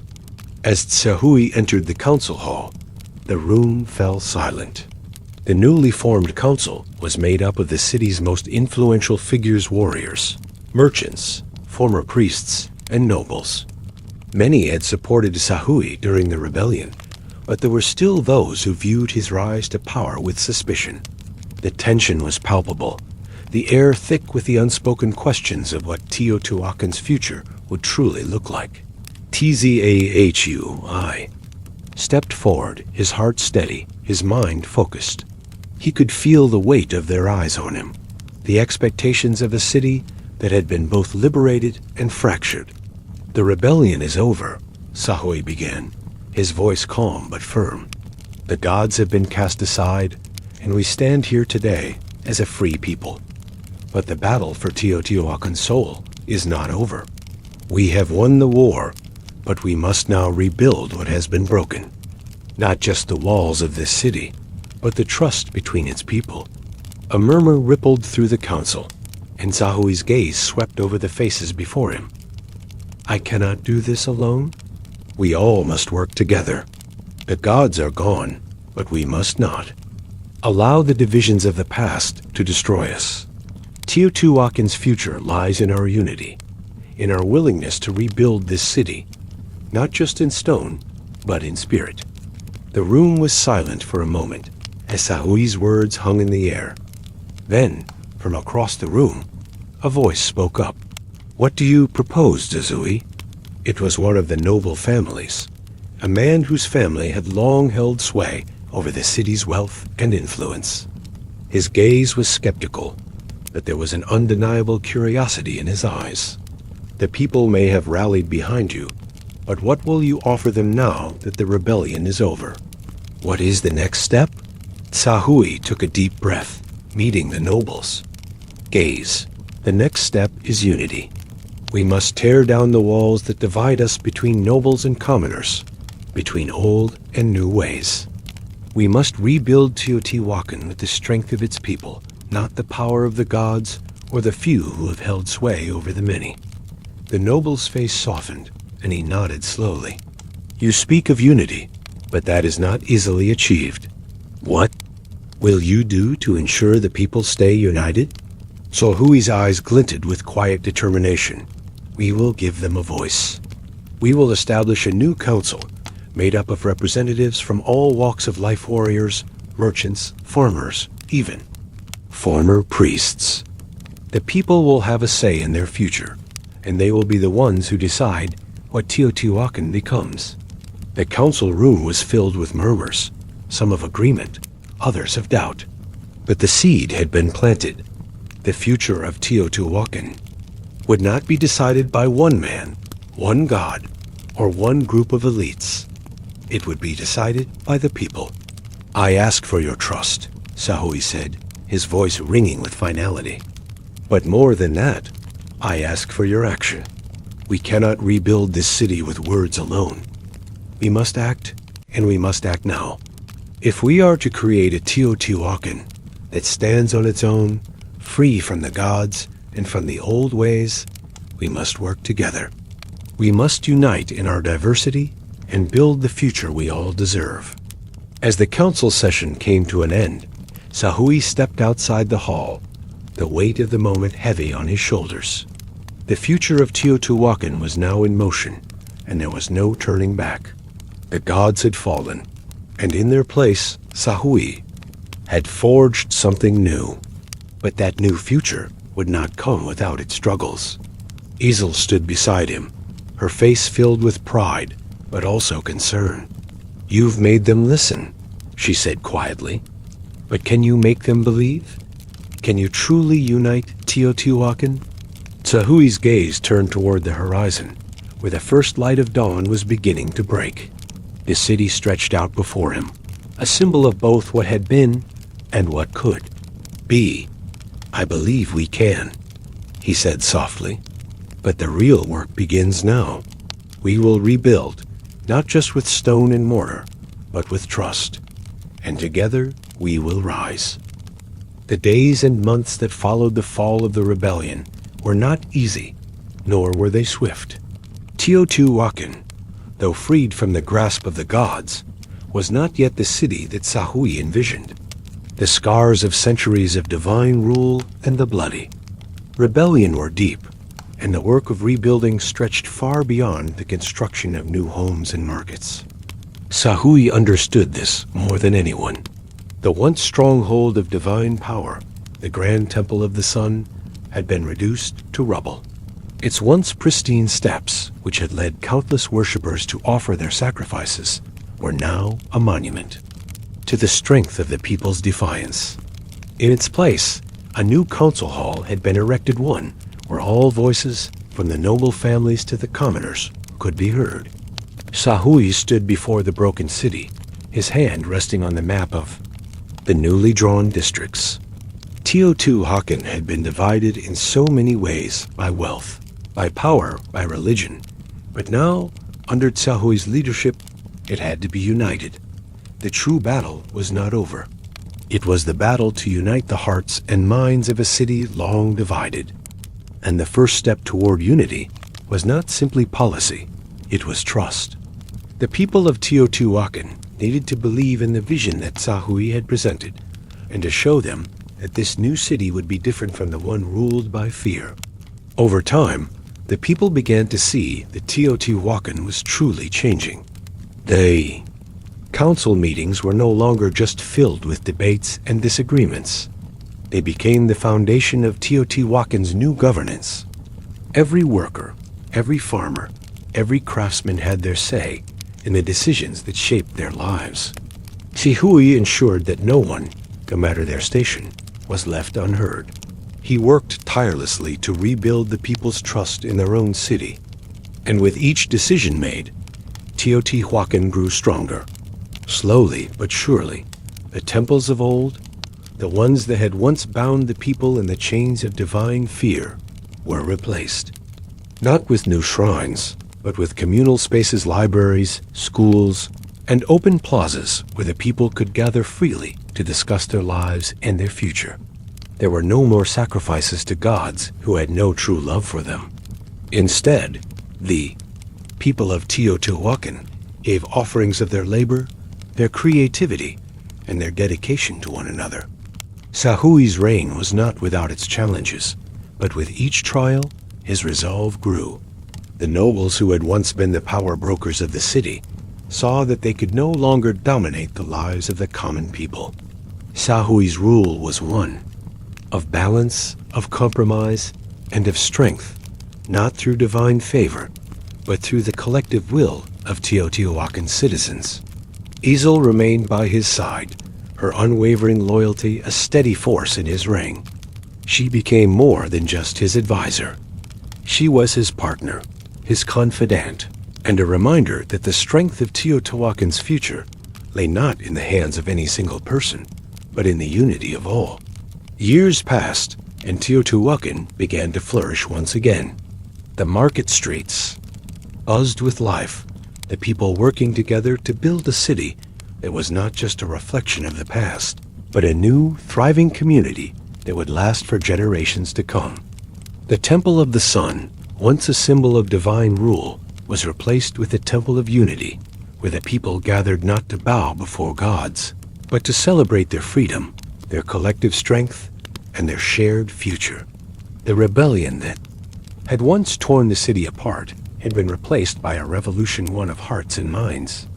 Sahui had not only fought to rid Teotihuacan of its reliance on the gods, but had fought to restore its people's belief in themselves.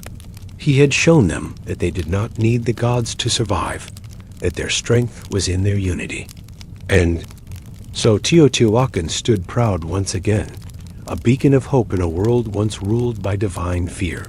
It was no longer the kingdom of gods, but a city of men and women who would decide their own fate. As Sahui stood atop the Grand Pyramid, gazing out over the city he had helped rebuild, a sense of peace washed over him.